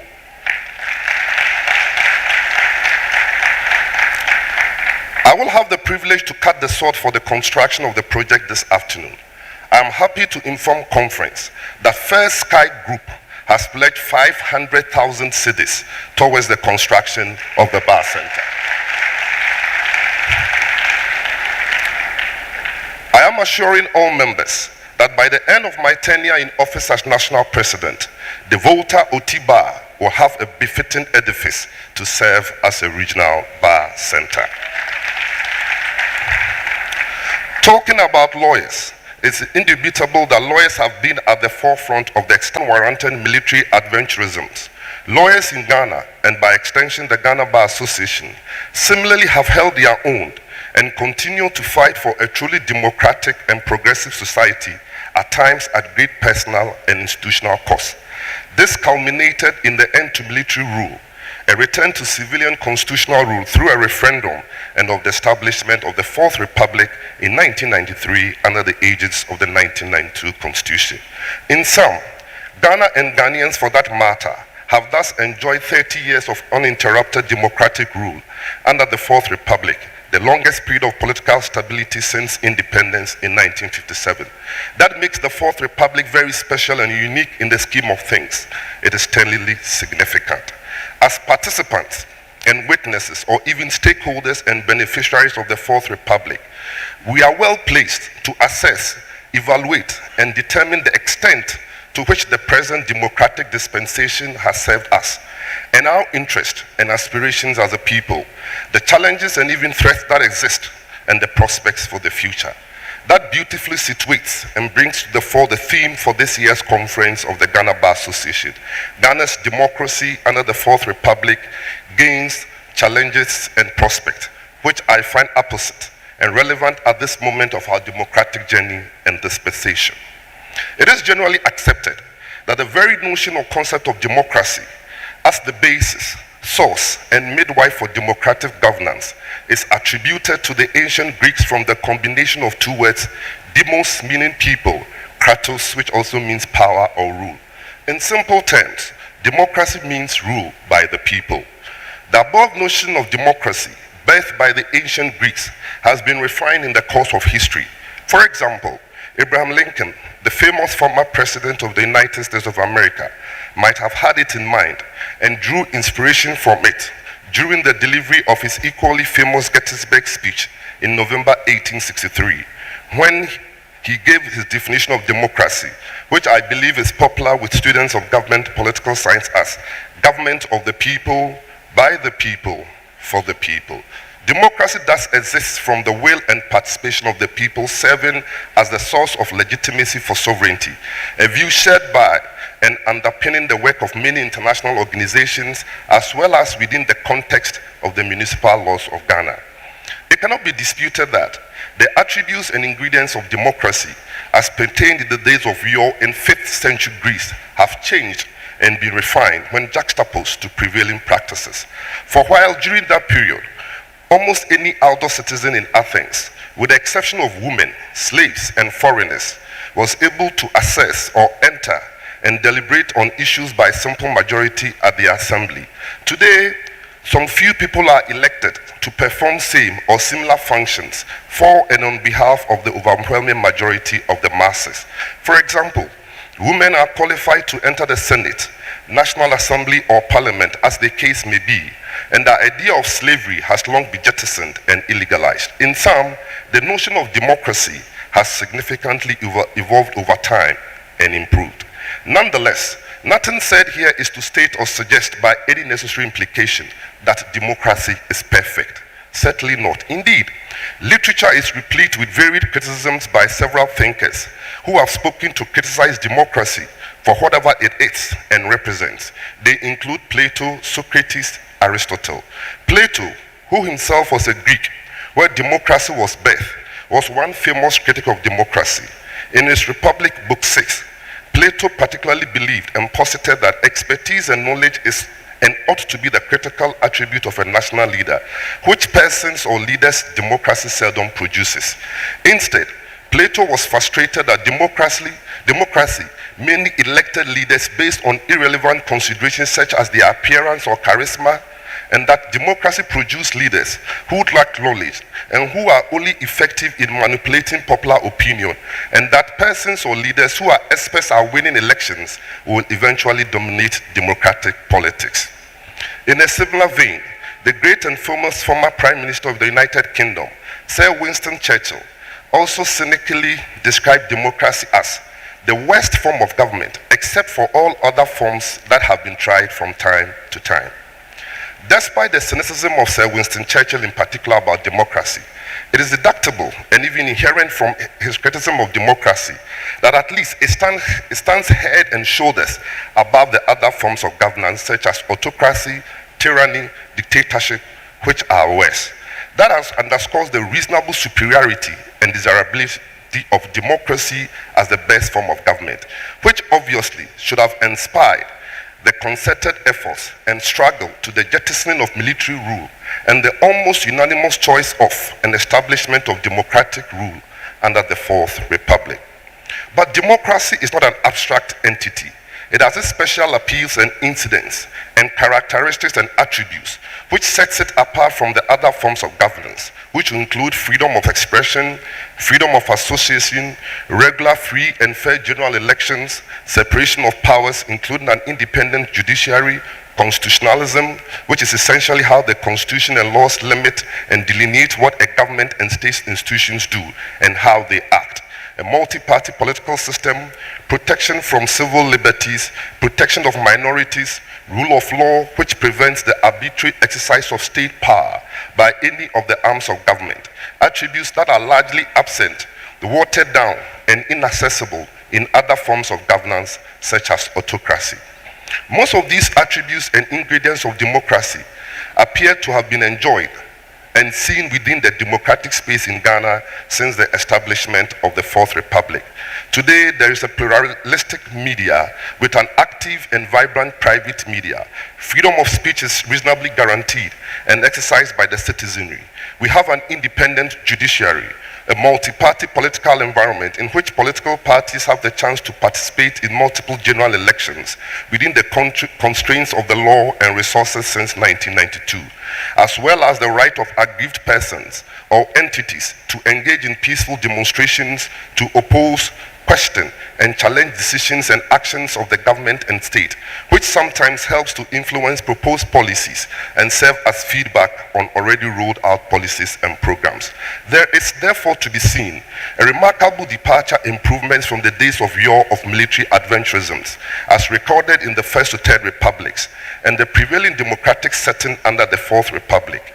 It cannot be overemphasized, but we dare not take it also for granted, because it calls for continued concerted efforts by all and sundry within the democratic space to iron out and consolidate Ghana's democracy. This is because, despite the gains made and political stability so far since 1992, it cannot be disputed that there exist threats and challenges that affect our march towards real democratic consolidation as a vehicle to the realization of our full potentials and development, as well as our aspirations as a people. For example, despite the best efforts of successive governments, significant sections of the population are still poor and struggle to have and afford a decent living. Recent survey reports by the Ghana Statistical Service, for example, show a significant number of Ghanaians are either extremely poor or poor, somewhat showing that decades of democratic rule and political stability have not reasonably translated into improving the quality of lives of the people as would have been expected or desired.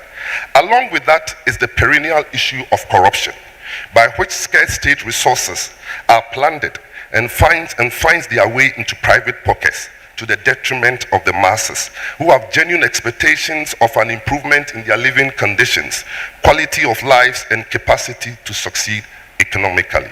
The recent Auditor General's report and the revelations therein, although not new, is still a sad commentary on the state of corruption, plundering, embezzlement, and mismanagement of the public purse in this country. While we call on government to continue to implement policies, including novel ones and best practices from around the globe to deal with and contain corruption, in the interim, the GBA joins in the call of some civil society organizations on the need for the Auditor General to unfailingly exercise his constitutional and statutory powers to issue surcharge and disallowances, powers that have received judicial blessing of the Supreme Court against persons and entities cited for stated financial irregularities as one key and effective tool to protect public funds. Meanwhile, there are other elephant in the room situations that are equally worrying and threaten the common weal, to wit, political violence, monetization of politics, deep-seated partisan polarization. These are some of the challenges that our democracy faces and stand in our way to achieving democratic consolidation as a key propeller for economic development and establishing what is truly a just, progressive, and fair society. In that light, the Ghana Bar Association reiterates its call to the government and the state for that matter to take more effective and sustainable steps to ensure the realization of a much more fair and equitable development across the country and across the diverse sectors of the economy and sections of the populace, including more effective policies and measures to tackle unemployment in all forms, improving access and quality of education, especially at the basic level, amongst others, as envisaged by and stipulated in the directive principles of state policy. Indeed, there are other existential threats to our democracy. Recent events have highlighted and brought to the fore the dangers of unbridled utterances and the use of intemperate language across the various media outlets, especially by political activists. The level of vitriol on common threats on social media, at times with tribal undertones, is quite alarming. Much as freedom of expression and pluralistic media is guaranteed and protected under the 1992 Constitution, it should not be lost on all of us that attached to such a right carries a corresponding and even greater deal of responsibility and circumspection. The received learning appears to show that freedom of expression is not absolute and can be restricted. In other words, there is acceptance that freedom of speech is not absolute and that protection of free speech does not extend to instances in which one's speech violates the legal interest and rights of other citizens and of the society or the national interest or public order. Freedom of expression is not protected and guaranteed when, without justifiable grounds or without good faith or honest belief, a person denigrates or casts slurs on the reputations of other persons, or when words are said in the public or media space to incite people to violence. Indeed, it is seen that although the 1992 Constitution has dedicated a whole chapter 5 to guarantee and protect the fundamental human rights of Ghanaians, including freedom of expression, there is a caveat or condition, thereby revealing that rights are bereft of absoluteness. Appropriate reference is thus made to Article 12.2 of the Constitution, which states, "Every person in Ghana, whatever his race, place of origin, political opinion, color, religion, creed, or gender, shall be entitled to the fundamental human rights and freedoms of the individual contained in this chapter, but subject to respect for the rights and freedom of others and for the public interest." The Ghana Bar Association therefore joins the call for more responsibility, decency, restraint, and circumspection on our airwaves.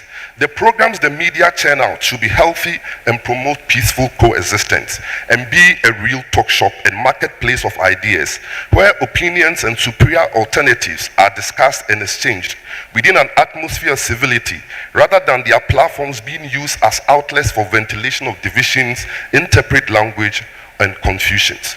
By way of suggestion, management of media houses and host of political programs may consider reviewing the kind of persons or panelists they invite onto their shows. Hosts of shows must be alert and proactive to head panelists and take charge of the discussions to prevent utterances that could unfairly denigrate the reputation of others and even breach the peace and security of this country. Media houses cannot hide behind dishonest clickbaits to tarnish the reputation of others who hold positions they disagree with. Despite the excesses that may sometimes arise from our media outlets, at the other end of the spectrum, the association is equally worried about the reported incidents of violence and thuggery and threats that have been visited on some media personnel in discharge of their all-important work. There are known and reported cases in which mostly persons belonging to the two dominant political parties in this country, as well as in some instances security personnel, have attacked, harmed, assaulted, and threatened journalists in their line of work. This unfortunate tendency has not been helped by the seeming lethargy to swiftly arrest, investigate, and prosecute such offenders. Even for cases that are prosecuted, there are delays, and for those that result in convictions, offenders and perpetrators are given what could be said to be a lenient or slap on the wrist sentences, which fails to deter them and other members of the public. Whatever interpretations that people may put to these reports, the reality is that Ghana has not done well in the 2022 edition of the World Press Freedom Index, as Ghana was ranked 30 places lower than its more recent position in the 2021 ranking. The lower ranking is unhealthy and symptomatic of the presence of a disease affecting the health of press freedom in Ghana that needs urgent fixing and remedy. While it may not be all doom and gloom, however, the above situations to be a veritable source of concern to all of us, we at the GBA are concerned. The GBA, amongst others, is of the belief that swift and unbiased arrest and prosecutions of persons who physically attack and abuse journalists by the state, irrespective of the political party of the perpetrators involved, and deterrent sentences imposed by our courts would bring confidence and restore or even improve Ghana's position as a shining example of press freedom and democratic governance in Ghana. As a corollary to the above, the GBA has found it unfortunate, distasteful, and uncomfortable some recent unfair and unnecessary and misguided statements that appear and are intended to attack and malign the work of our judiciary, question the competence and independence of our hard-working and learned justices, and even sought to cast slurs and innuendos at our Supreme Court in the public space. Democratic governance and constitutional rule, as we have in Ghana under the 1992 Constitution, providing for constitutionalism and an independent and respected judiciary, despite its peculiar imperfections, is still a superior alternative to any known form of governance. In as much as I would concede that our judiciary is not perfect, certainly not infallible, and there is always room for improvement, and our justices are not beyond criticisms, the appropriate tools for correction and improvement should be by constructive criticisms and superior arguments, rather than statements and acts that attack their persons, undermine their independence, ridicule the bench, bring the administration of justice into disrepute, and threaten their very security and safety. It is completely unacceptable for the work of the judiciary to be described in derogatory terms such as unanimous FC, and also to accuse the judiciary of victimizing lawyers who appear before them because of their partisan affiliations. It is very important for our colleagues who are members of political parties to understand that their primary fidelity is the legal profession. It is worrisome when members of the Ghana Bar Association itself join the chorus of ignorant partisan populists to denigrate the image of the legal profession and judiciary. It does not mean that the GB or the judiciary is above criticism. However, we must discuss our issues within our confines and the parameters of our professional ethics, else we lose our dignity and mystique in the eyes of the public. It is said, the man who broadcasts his wife's alleged infidelity in the village square should not be surprised if the men in the village doubt his potency.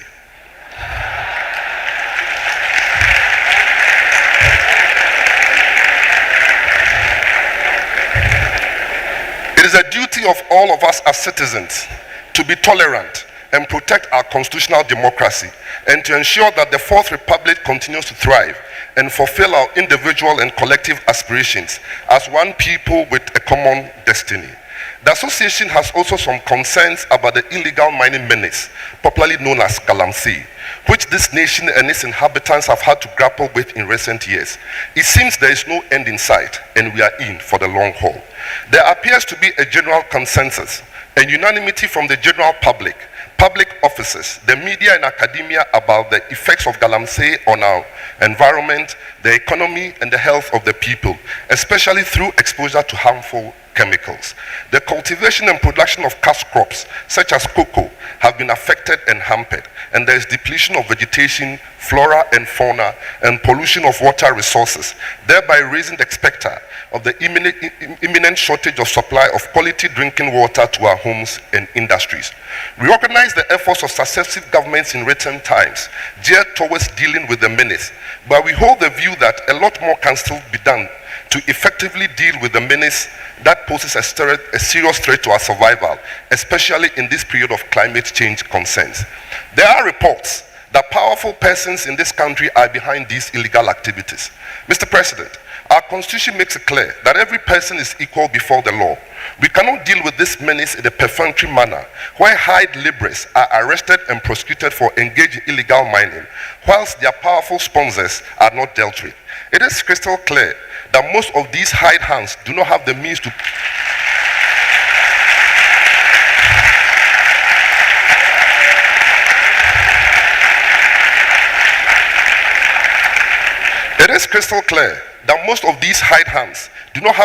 purchase the equipment used in illegal mining. The time has come for action.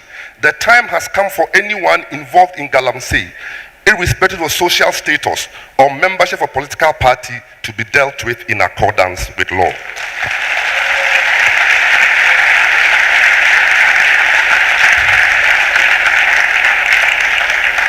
The recent media reports that the notorious Aisha Hong has resurfaced in Ghana under a false identity and has even resumed her suspected acts of illegal mining some 4 years after her deportation from this country is equally worrying. The GBA, however, welcomes and finds it refreshing the statement and promise by the Honorable Attorney General to prosecute her and her accomplices for past and present crimes, which will go a long way to restoring some integrity to the Galamsey fight by the state. The time has come for foreigners to take our nation and our laws more seriously. That makes us truly sovereign.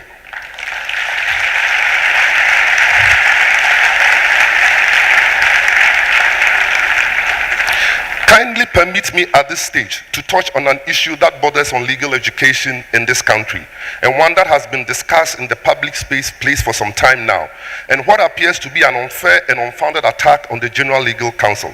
Specifically, it concerns the entrance examination and admission into the Ghana School of Law. We hold the view that access to legal education, particularly into the Ghana Law School, must be increased. Indeed, much has been done to improve that in recent times. There are now 5 campuses of the Ghana Law School, in sharp contrast to the days of old, when there existed only 1 campus of the law school. Indeed, I can say without any tinge of equivocation, there are now more people enrolled in legal education and pursuing the professional course than any time in our history. However, we do not believe that this should be constrained to mean that there must be a wholesale, unfettered and unregulated admissions to the law school and legal education generally in this country. Calls for increased accessibility, in spite of its importance, must not ride roughshod over the critical need to regulate and ensure that quality is not compromised. The Ghana Bar Association therefore largely supports the steps taken by the General Legal Council to regulate legal education in Ghana thus far. The GLC is not responsible for the situation we found ourselves. The responsibility lies with other statutory bodies.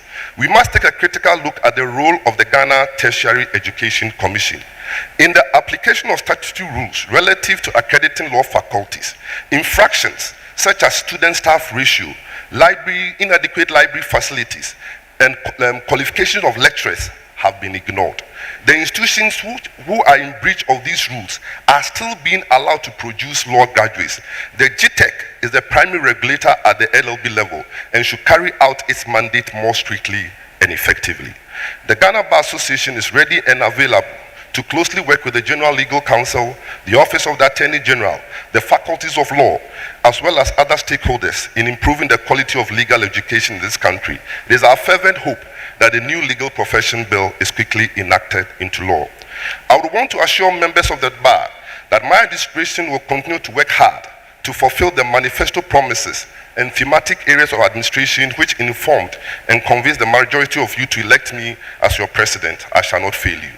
During my campaign to seek the office of National President, I promised to pursue an approach where members of the GBA will be involved in decisions and policies affecting our association. In furtherance of that policy, at this year's conference, during discussions on matters affecting the bar, we will take time to take stock of the current situation of the GBA, discuss policies that will shape the future of the bar, and take a dispassionate look at the cost of running the GBA. The GBA of 2022, with the attendant increase in membership, is not the GBA of 10 years ago.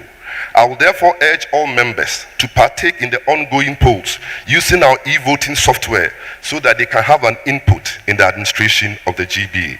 The ICT drive of the GBA is still ongoing. In my first year, we have made great gains on the ICT front, continuing from where my illustrious predecessor, Anthony Forson Jr., left off. The GBA now has its own customized continuing legal education platform that will be launched at this year's conference. The platform, known as MOOS, will allow all lawyers to participate in CLE sessions, both live and recorded, and even allow the GBA to run 7 simultaneous live CLE sessions. The Bar Center has also been renovated and retrofitted to serve as an ICT and CLE center. The GBA Secretariat is now a very modern edifice that lawyers will be proud to call their own.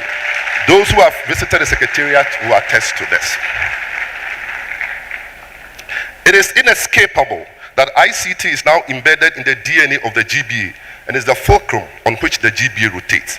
However, ICT comes with its attendant costs, and it's hoped that as an association, we can find the financial means to sustain that, which makes it easier for all lawyers to access GBA services.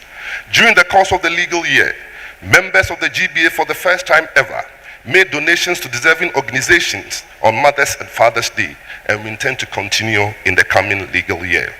The GBA is grateful. His Excellency the President launched the Legal Aid Fund and the Law Reform Fund on 10th August 2022. Indeed, I'll be proposing to conference for the GBA as an association to make periodic contributions to both funds in the coming years. Members and law firms across the country are also encouraged to make individual and separate contributions to the two funds, in addition to the existing arrangement or obligation of members to undertake pro bono cases for the legal year. We believe that through these means and efforts, we'll be doing more, whether as individual members or law firms or as an association, to enhance and make justice more accessible to the citizens of this country, especially to the poor, vulnerable, and marginalized. Mr. President, it is important for us as a nation to make sure that Accra, our national capital, becomes the dispute settlement capital of Africa. Even though the Secretariat of the Africa Continental Free Trade Area is in Accra, government must take the necessary effort to have the dispute settlement chamber also situated in Accra. Mr. President, Section 114 of the Alternative Dispute Resolution Act, Act 798, requires that the government establishes an alternative dispute resolution center. Since 2010, that the act came into force, the center is yet to be established. The GBA calls upon the government, as a matter of urgency, to establish the Alternative Dispute Resolution Center.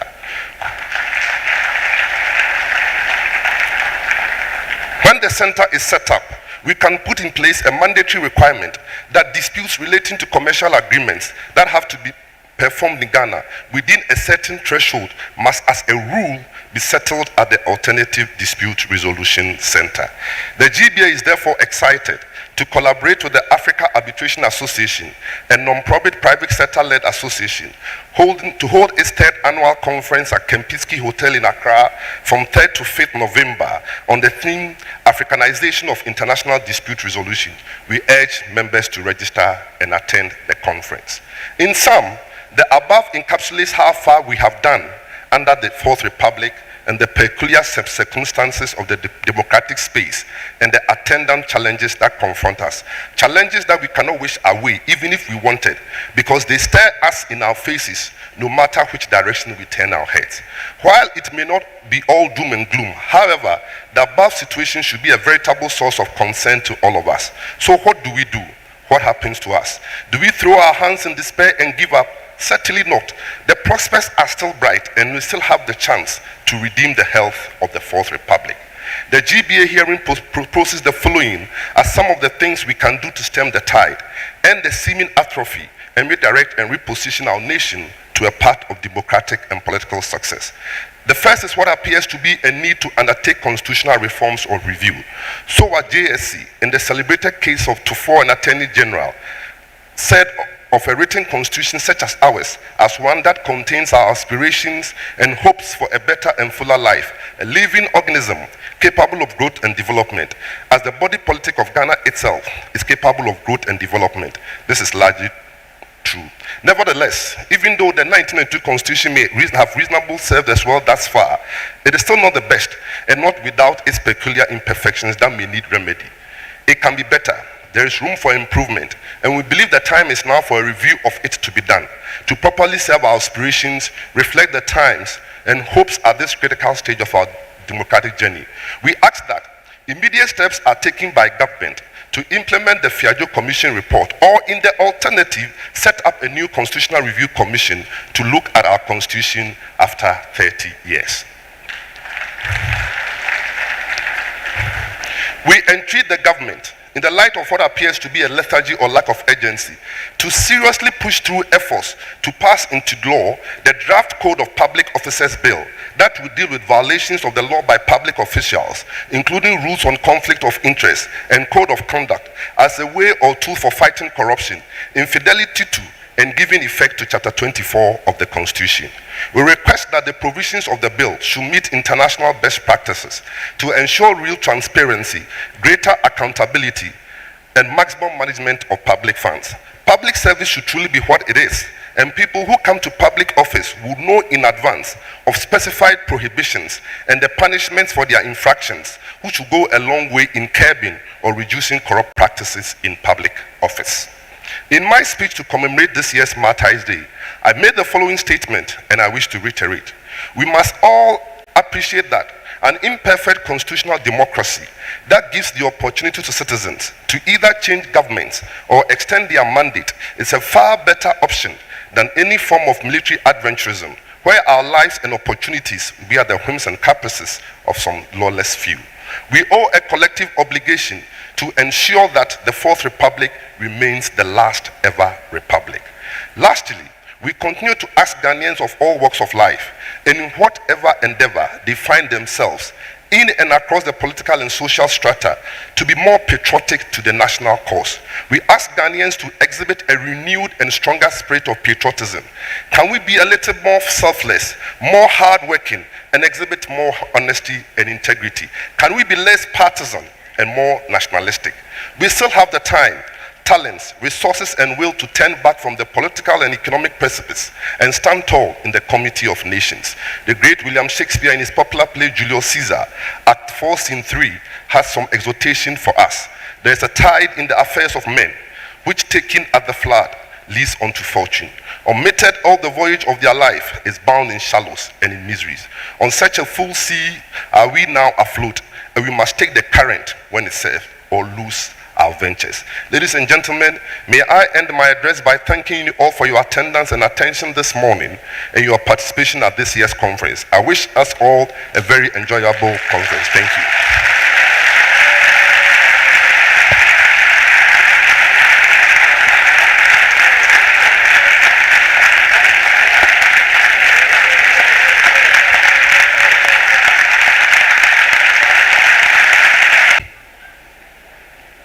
By the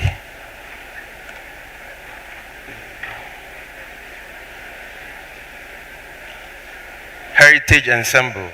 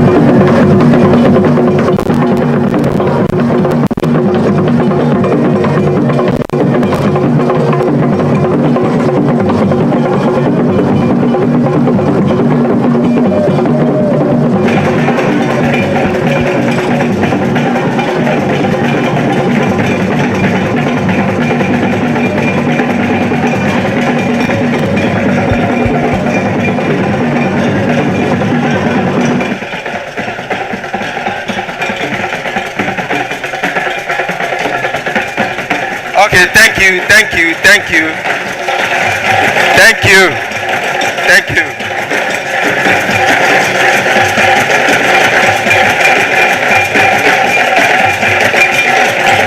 Thank you, thank you.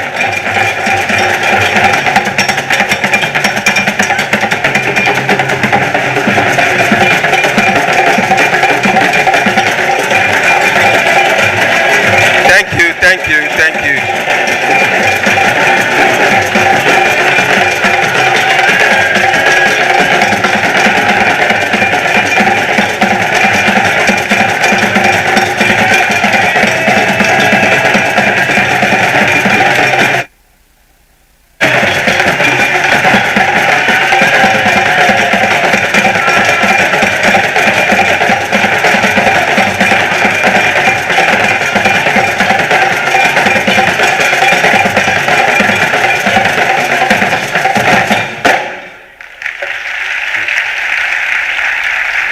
Thank you, Volta Heritage Ensemble. May I kindly ask all those standing to take their seats, please? Kindly take your seats. The conference will now be addressed by the special guest of honor, the President of the Republic of Ghana, His Excellency Nana Addo Dankwa Akufo-Addo.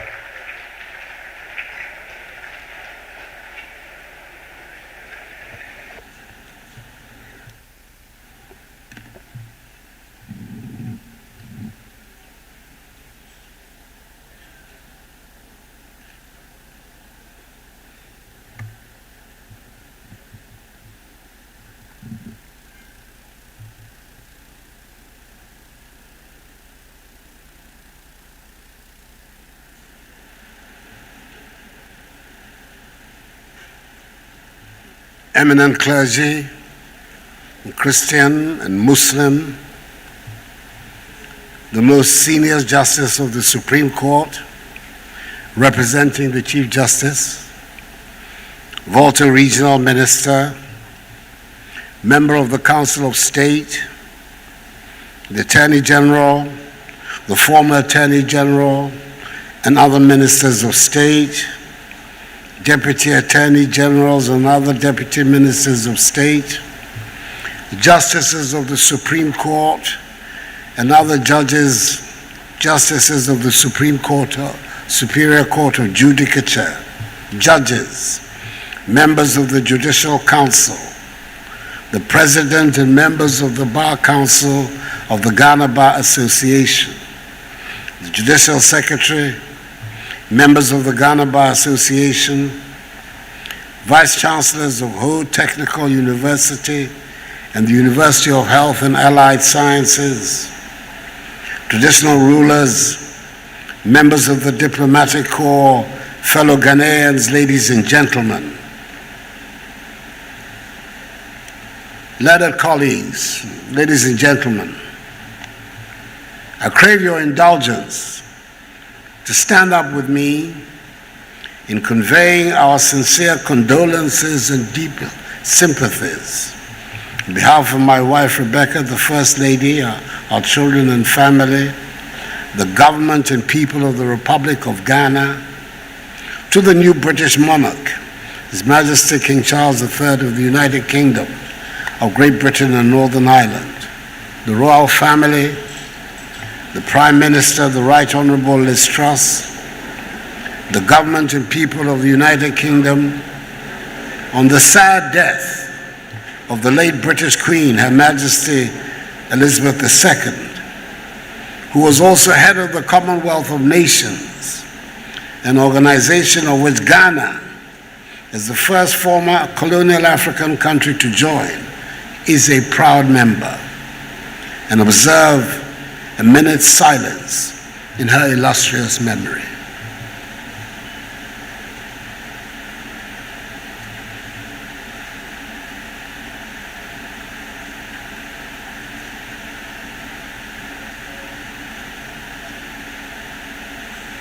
May her soul and the souls of all the faithful departed rest and abide in the bosom of the Almighty until the last day of the resurrection, when we shall all meet again. Amen.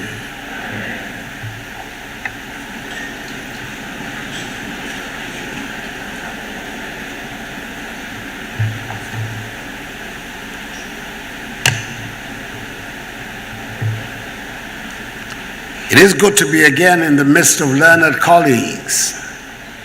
And I must, before I begin, thank the Bar Council once more for the status accorded me of being a member in good standing without having to pay dues.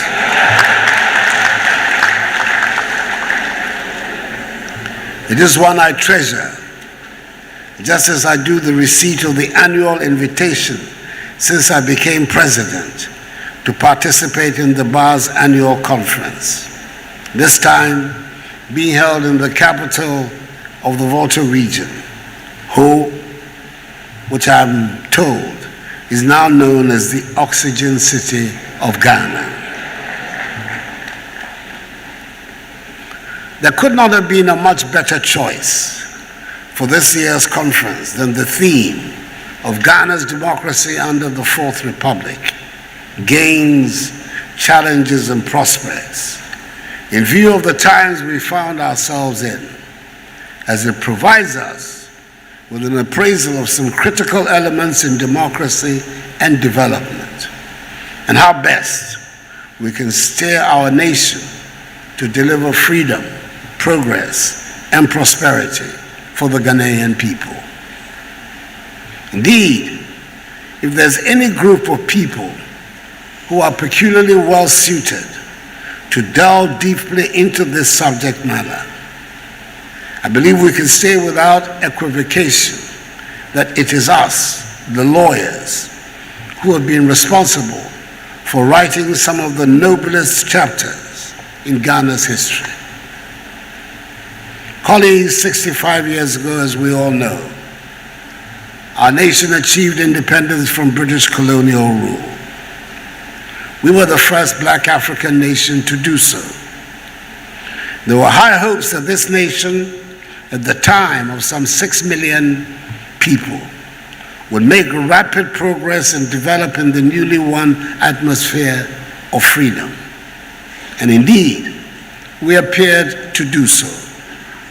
The enthusiasm of the people, the determination of our first government under the leadership of our first president, Kwame Nkrumah, and the goodwill of the world carried us through the first few early years, even though just 1 year after independence in 1958, the then CPP government passed the infamous Preventive Detention Act, which served to poison the political atmosphere in a manner that was ultimately to undermine the stability of the state and create reverberations in our body politic that have lasted until today.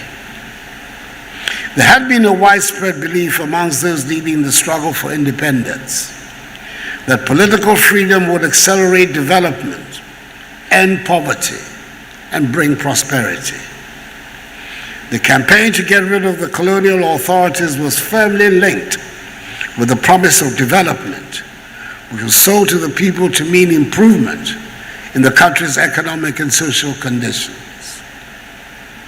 Unfortunately, for the freshly minted country, a difference of opinion emerged quickly among the main political groupings.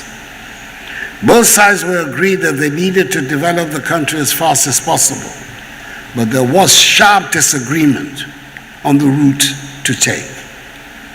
There appeared to be little appetite for attempting to reach a consensus and framework that will help soften the edges of disagreement. On the contrary, authoritarian rule was the response of the then governing CPP government, leading us inevitably into dictatorship. The early promise soon fizzled out, and our economy collapsed spectacularly. We then tried every form of government ever devised or dreamt of by mankind and more. Those systems that had fancy names and those that did not have any names. We were a one-party state and we were a no-party state. We had a revolution, a number of military governments that came to save us through coups d'etats, from corruption or economic hardship, or whatever was fashionable then to be saved from. And we always ended up poorer and unable to realize our potential.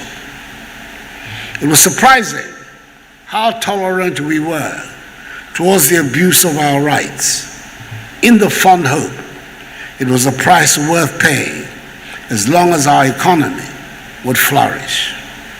Free speech was a luxury, it was claimed, we could not afford.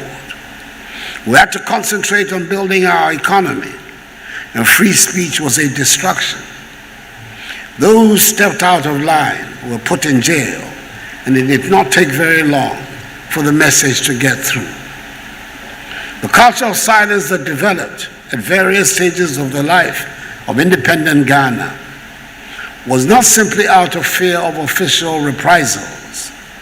It was sometimes the case that such periods coincided with moments of extreme economic difficulty, and people were simply too preoccupied with trying to make ends meet. Many people kept their heads down and quiet just to survive. For many others, the coping mechanism was simply to leave the country. There have always been adventurous Ghanaians who would go and try out their luck in other parts of the world. But the periods of economic collapse turned our country into a place of wholesale emigration. It started in the mid-1970s with the spectacular movement to Nigeria, which emptied our schools and universities of our trained teachers and lecturers and other professionals. It reached its pinnacle in the early 1980s. Ghanaians suddenly acquired the reputation of being the people you could find in every corner of the globe, often not out of choice. I'm unwilling to drag this conference into this very Ghanaian dispute about which side of the political divide won the battle, and will therefore only make the point that after decades of arguments, a consensus finally emerged that ushered in our Fourth Republic in 1993. We have agreed on a multi-party constitutional democracy and a guarantee of individual freedoms under the rule of law.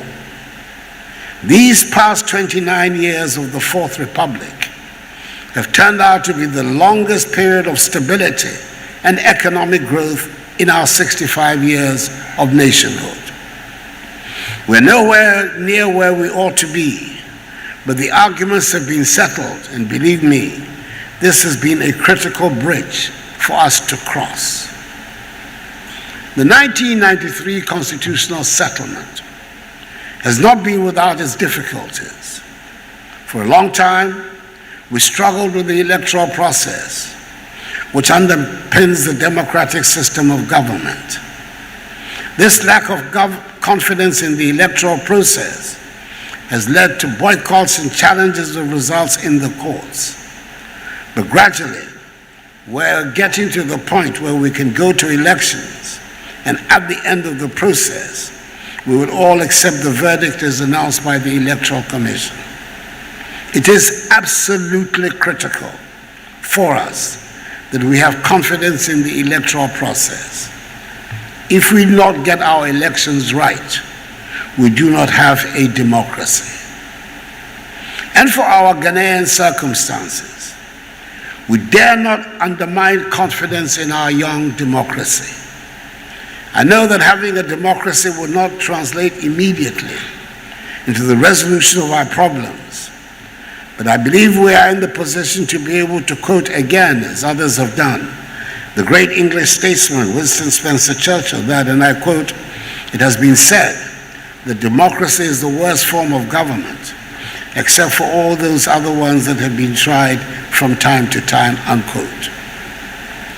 We've tried everything else, and we can testify that with all its difficulties, democracy is working for us more than any other. We jettisoned the culture of silence, and with that we have done it with a long continuing noise. Having nothing to say on a subject was never part of the Ghanaian DNA, and we are demonstrating it loudly and clearly. The media in Ghana is coming to its own, and, quote, the silence has been replaced with a cacophony that now worries some. I've said it before, and I believe it bears repeating. I would much rather put up with a reckless press than a monotonous praise-singing one. A democracy has no place for a media that does not keep a government on its toes. I acknowledge that we're still trying to keep pace with the changing technology and work out how we deal with social media and the phenomenon of fake news. I am a firm believer in a strong and vibrant media, and I'm persuaded it is a force for good, no matter how irritating and how irksome they can be. They provide the avenue for the other point of view. Someone once said, and I quote, 2 cheers for democracy. 1, because it admits variety, and 2, because it permits criticism, unquote. And so I say, to those who sometimes ask me whether I do not regret the role I played as Attorney General in the repeal of the criminal libel law, because of the sometimes savage, mindless attacks that I'm subjected to, I say that I have no regrets at all. Freedom cannot be selective. We've certainly come a long way, and this period of democratic rule has seen some important developments. We have experienced the longest uninterrupted period of stable constitutional governance in our history, banishing the specter of instability that disfigured the early years of our nation's existence, and the benefits are showing.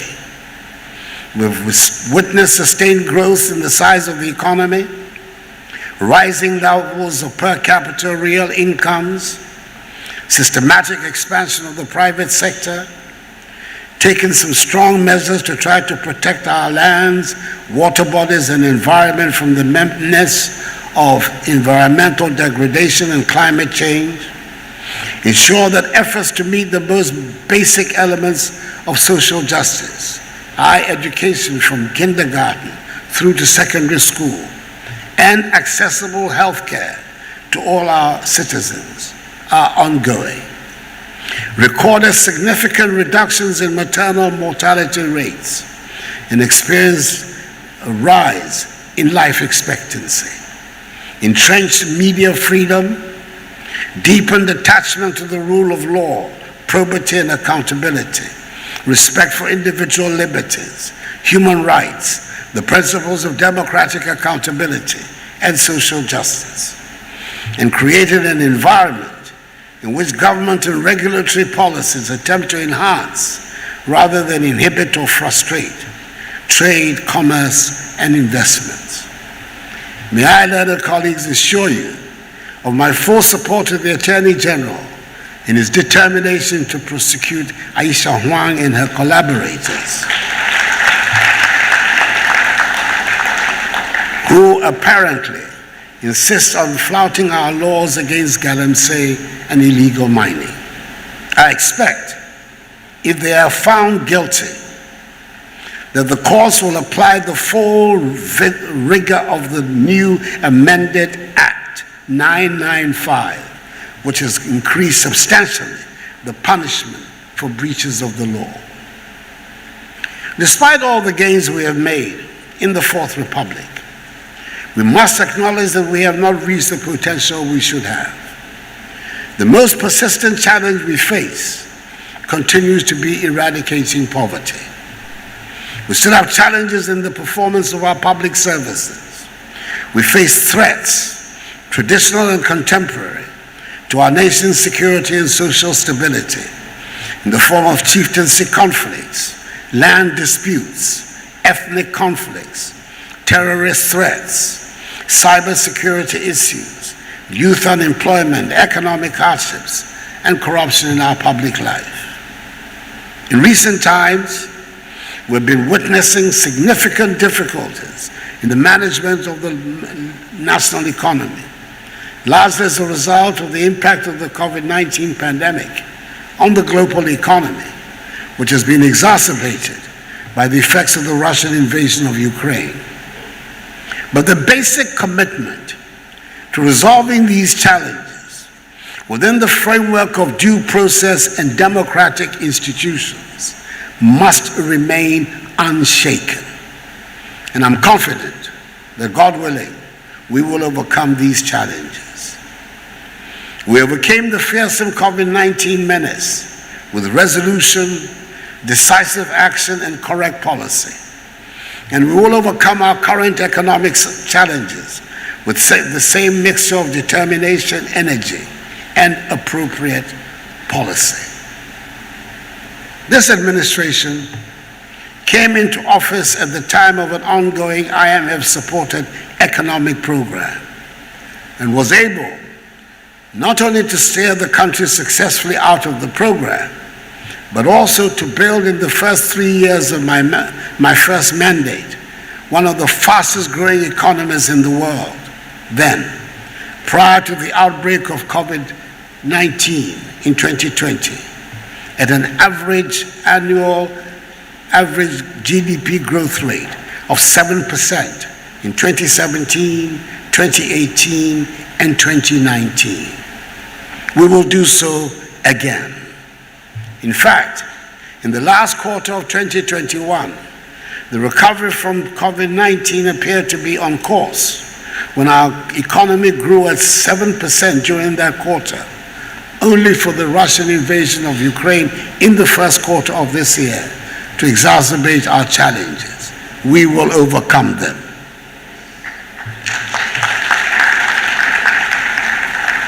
Ladies and gentlemen, colleagues, the Constitution of the Fourth Republic set up a liberal democratic state founded on the separation of powers, with exclusive power in the judiciary to superintend and enforce the Constitution and protect the fundamental human rights of the citizenry.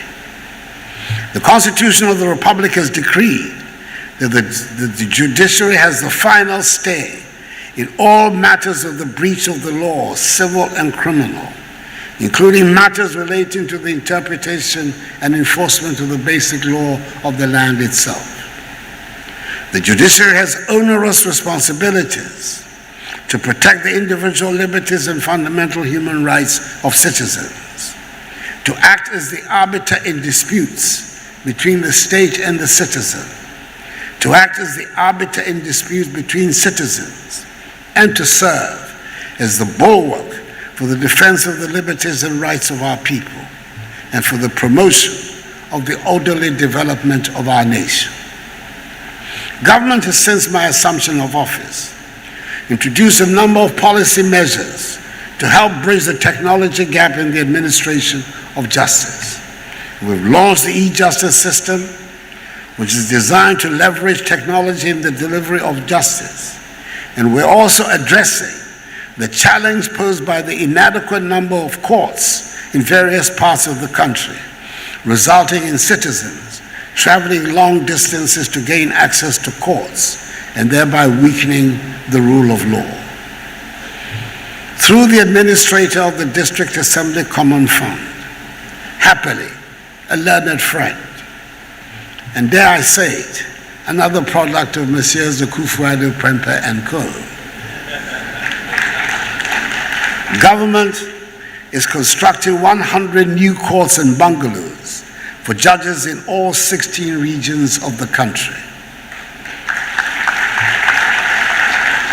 60% of these courts and bungalows have been completed and will be commissioned before the start of the legal year in October. The remaining 40% will be duly completed and commissioned by the end of the first quarter of 2023.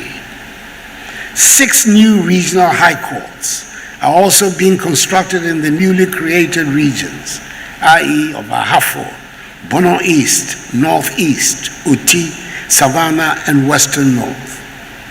3 of the courts that is those in Ahafo, Bono East and Oti regions, will be completed and ready for commissioning again before October. The other three, that is those in Northeast, Savannah and Western North, which are at 80% completion, will be ready for commissioning by the end of the first quarter of 2023.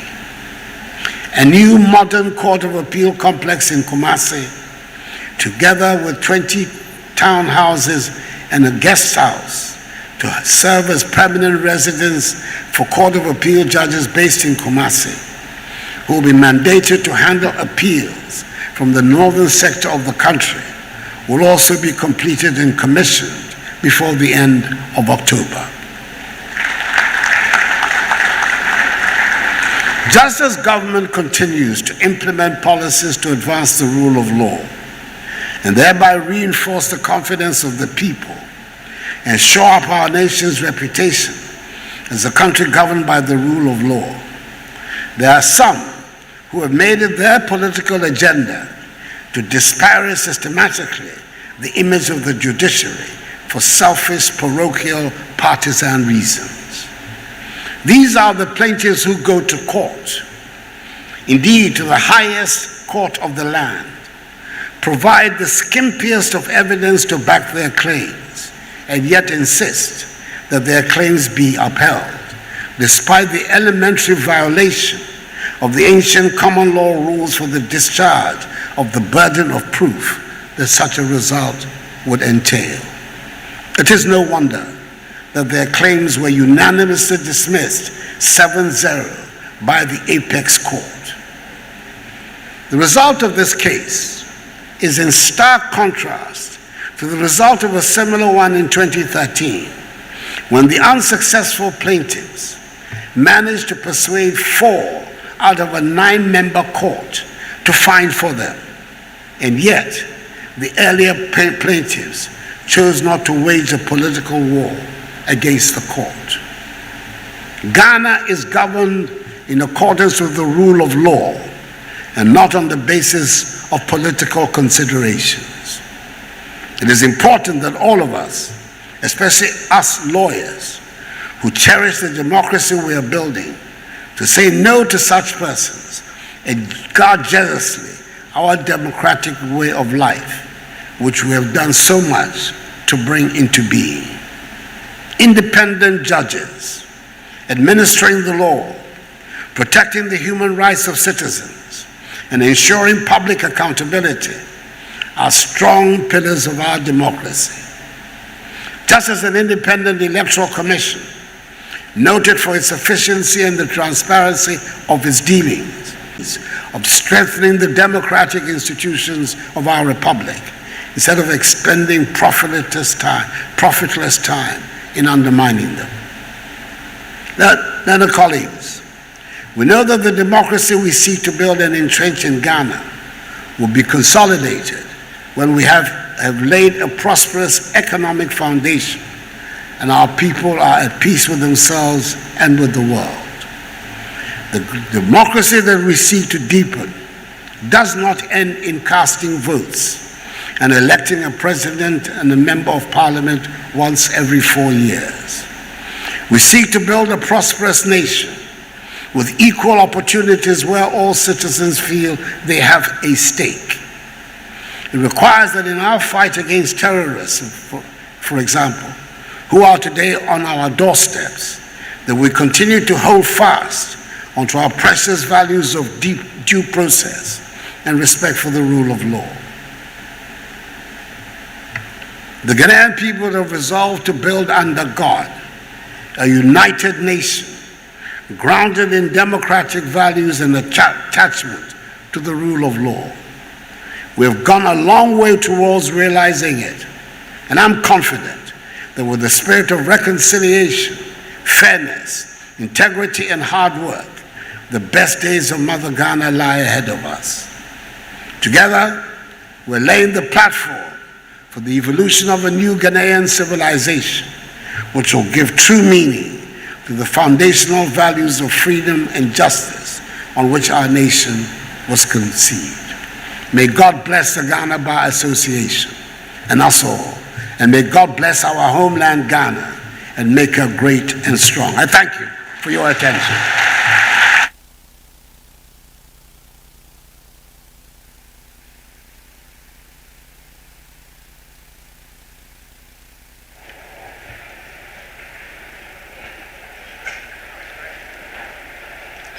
Thank you, His Excellency, the President of the Republic of Ghana.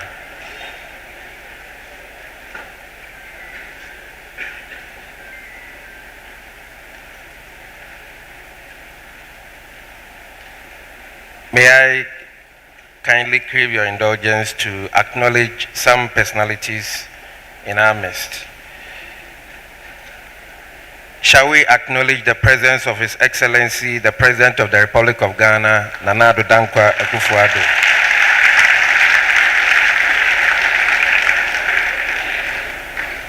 Shall we also acknowledge the presence of Justice Jones Duchi, representing the Chief Justice of Ghana?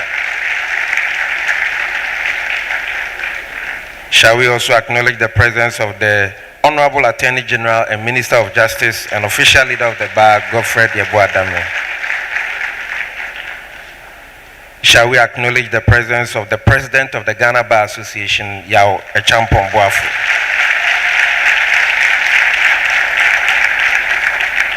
Shall we also acknowledge the presence of the Volta Regional Minister, Dr. Yao Lecha?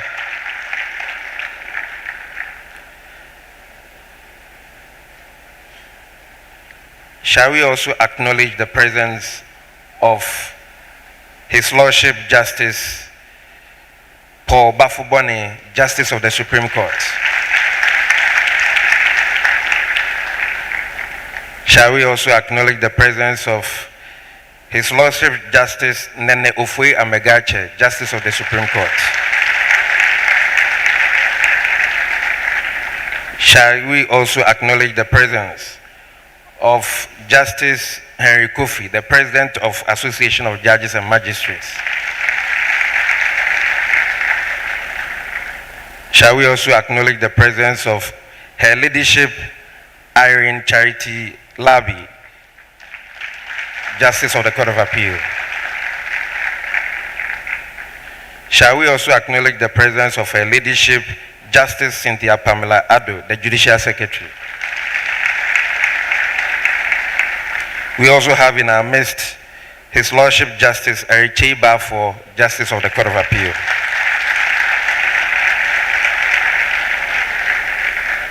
We also have in our midst, representing the Supervising High Court Judge of Hu, or the Volta Region, Justice Yao Uwahene. Thank you. Shall we also acknowledge the presence of Justice Justin Dogu?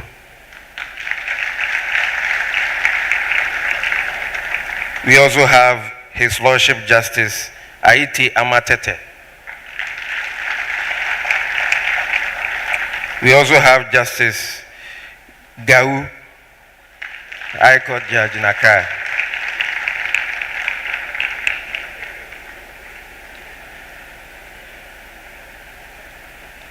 We have Justice Matete, High Court Sunyane.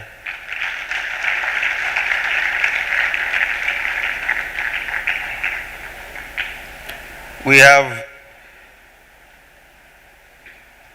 His Honor Judge Felix Dachoma, who Circuit Court Judge. Thank you.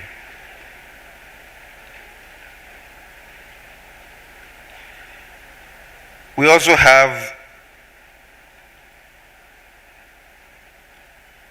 His Honor Ababiu Kwesi Apiache, who is the Additional Magistrate, District Court of Hu.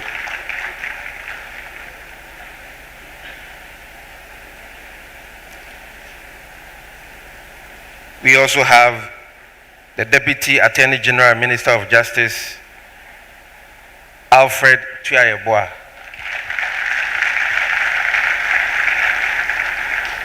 We also have the second Deputy Attorney General and Minister of Justice, Ms. Dinah Asnabadapa.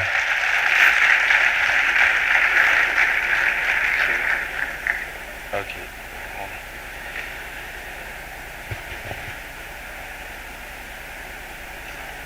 Shall we also acknowledge the presence of the senior officials of the presidency who are sitting behind the president?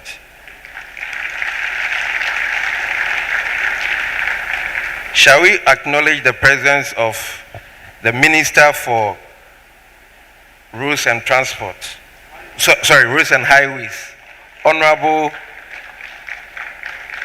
Kwesi Amwakwata. He is my classmate at the law school.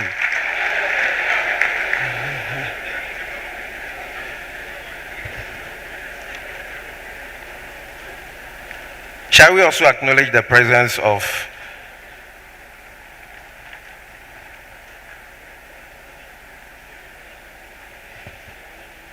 Honorable Kuju Opon Kroma, Minister of Information? Shall we also acknowledge the presence of Honorable Samuel Jinapo, Minister of Lands and Natural Resources?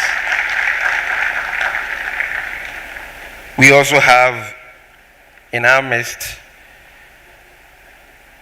Honorable Hassan Tampuli, who is the MP for Gushegu and the Deputy Minister for Transport.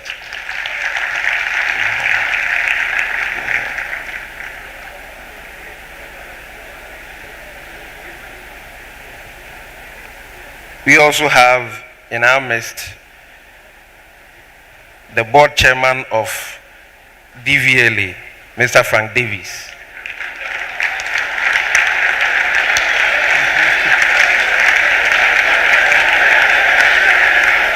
We also have in our midst the board chairman of Gaming Authority, Gary Nimako Mafu.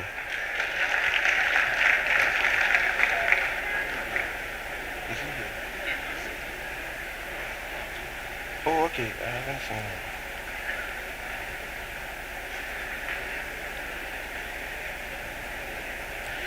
Shall we acknowledge the presence of the Council of State member, Tobo Nyonyo?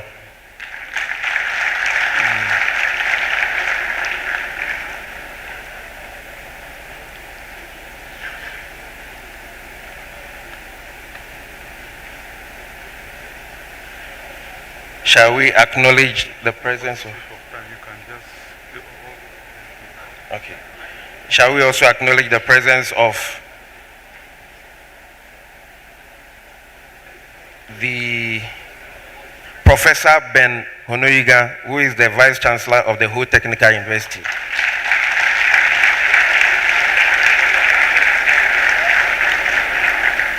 We also have the Vice Chancellor of the University of Health and Allied Sciences, Professor Gladys Aziato.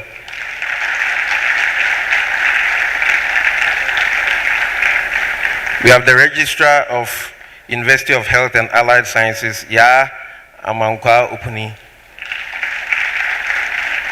We have the Registrar of the Ho Technical University, Mr. Ameho.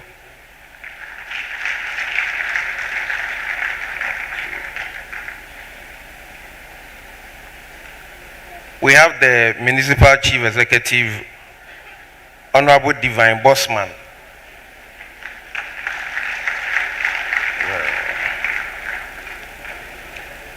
Shall we acknowledge the presence of Paul Gill, who happens to be the International Legal Advisor of the U.S. Embassy in Ghana?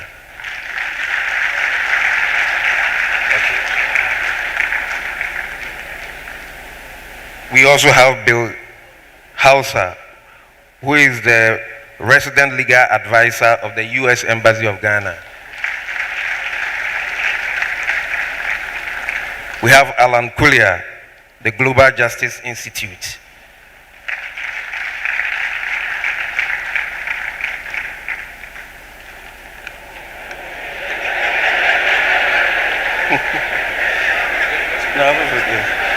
We have in our midst the Controller General of the Ghana Immigration Service, Kwame Techi.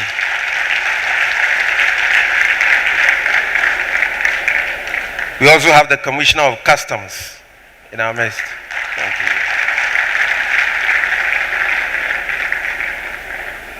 We have immediate past President of the Ghana Bar Association, Mr. Anthony Forson Jr.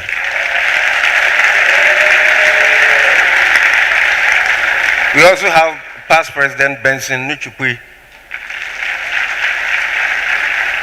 Okay. We also have past President Mr. Frank Beecham. We duly acknowledge all council members herein present.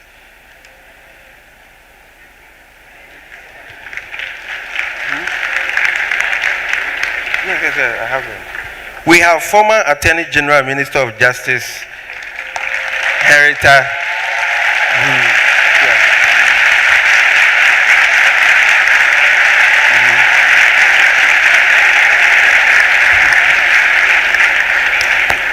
We have former Minister for Ashanti Region, former Minister for Chieftaincy and Religious Affairs, the former Board Chairman of the Minerals Commission, and the current President of the President of the Ghana Bar Association's father, Mr. S.K. Buafu.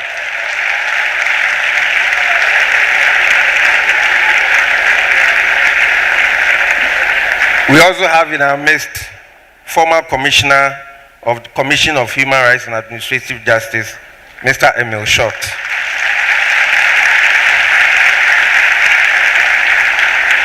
We have Director of Legal Education, Mr. Yao Opon. And we have the former Acting Director of Legal Education, Mr. Masolo Pukwajima.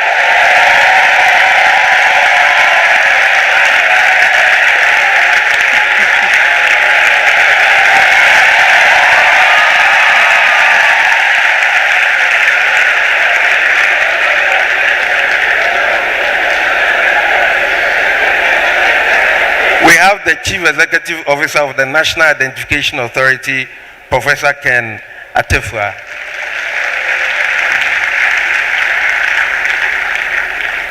We have the Solicitor General, Mrs. Helen Zulu.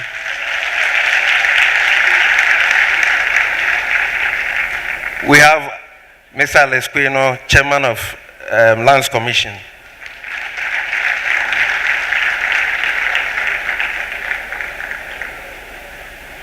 Thank you. I'm sure I may have missed some names, but I take full responsibility.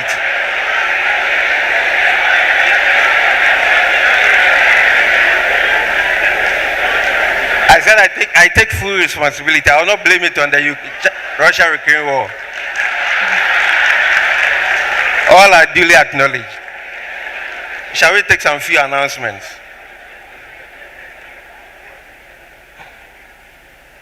After the opening ceremony, there will be a legal outreach in some selected schools in the region. All those who express interest to participate in the legal outreach should kindly meet at the basement after the ceremony. And as also mentioned earlier on, there will be a sword cutting ceremony of the Volta Regional Bar Center after the ceremony. The medical screening is also ongoing. They've set up at the Volta Serene Hotel, the 3rd floor, so members are encouraged to go there and take their medicals. This conference evening programs especially, and all the other programs that we have, we are going to enforce the conference tax in order to admit members.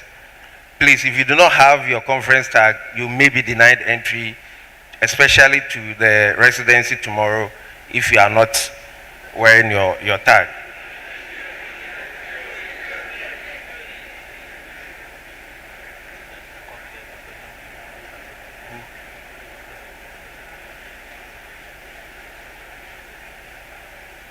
The President of the Republic of Ghana would also be in our midst at the residency tomorrow at 7 o'clock.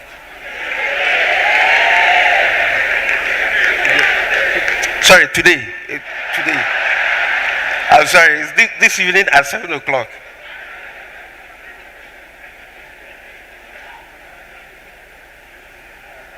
Now we have the latest edition of the Index to Ghana Law Reports for sale at the basement. We also have bar branded items for sale at the basement. Now, having mentioned that you are going to do a sword cutting ceremony of the Volta Regional Bar, may I take this opportunity to acknowledge and thank the Chief Executive of Fair Sky Group of Companies, Mr. Eric Sedi Kutochi.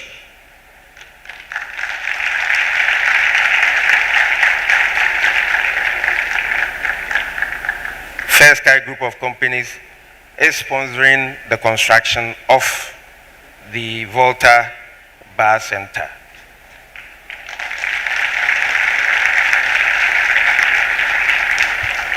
May I humbly invite the Secretary of the Volta Bar to give us other announcements.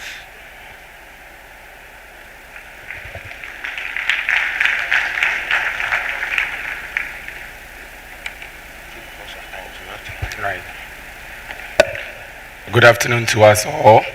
Lunch is ready and would be served at the canopies right in front of the GM AFETI auditorium. All invited guests, dignitaries, are to meet on the left on the lawns specifically for their lunch. We have local dishes and continental dishes. That's our first announcement. Our second announcement, we want to thank all those who came for Voter Night yesterday. It's the first of our events. We have more to come. The last one is, we also want to say a very big thank you to Mr. Eric Kutoche, the Group CEO of Fair Sky Group, for sponsoring the Voter Night event, which is coming on Thursday with Stoneboy at the Jubilee Park. Thank you. Tomorrow, we are meeting at the Voter Serene Hotel, and on Wednesday. These are the arrangements. All those who are resident in Voter Serene will remain at Voter Serene. If you are not ordinarily resident in Voter Serene or stay in Voter Serene, you do not drive towards Voter Serene. You kindly park your car at Windsor Hotel or the police headquarters. Shuttle buses will take you to Voter Serene with your conference tax.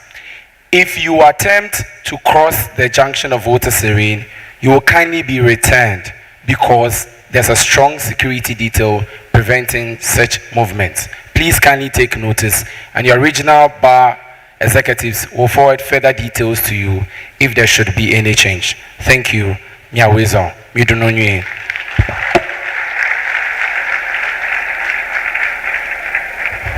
Thank you, Adugu.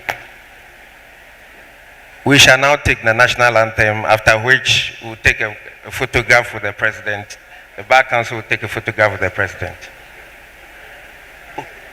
Sorry. May I humbly invite the regional imam to give us the closing prayer.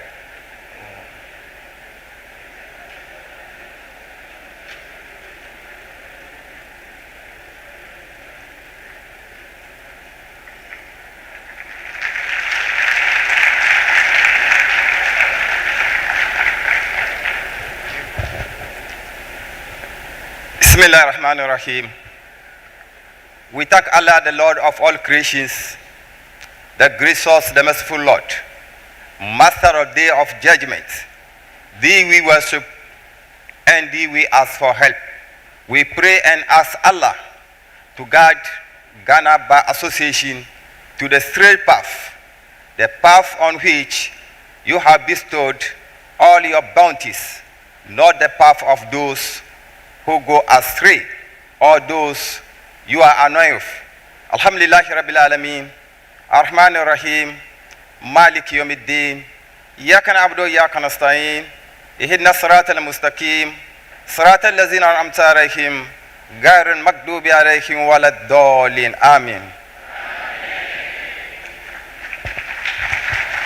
Thank you, Anas Alpha, the regional chief imam.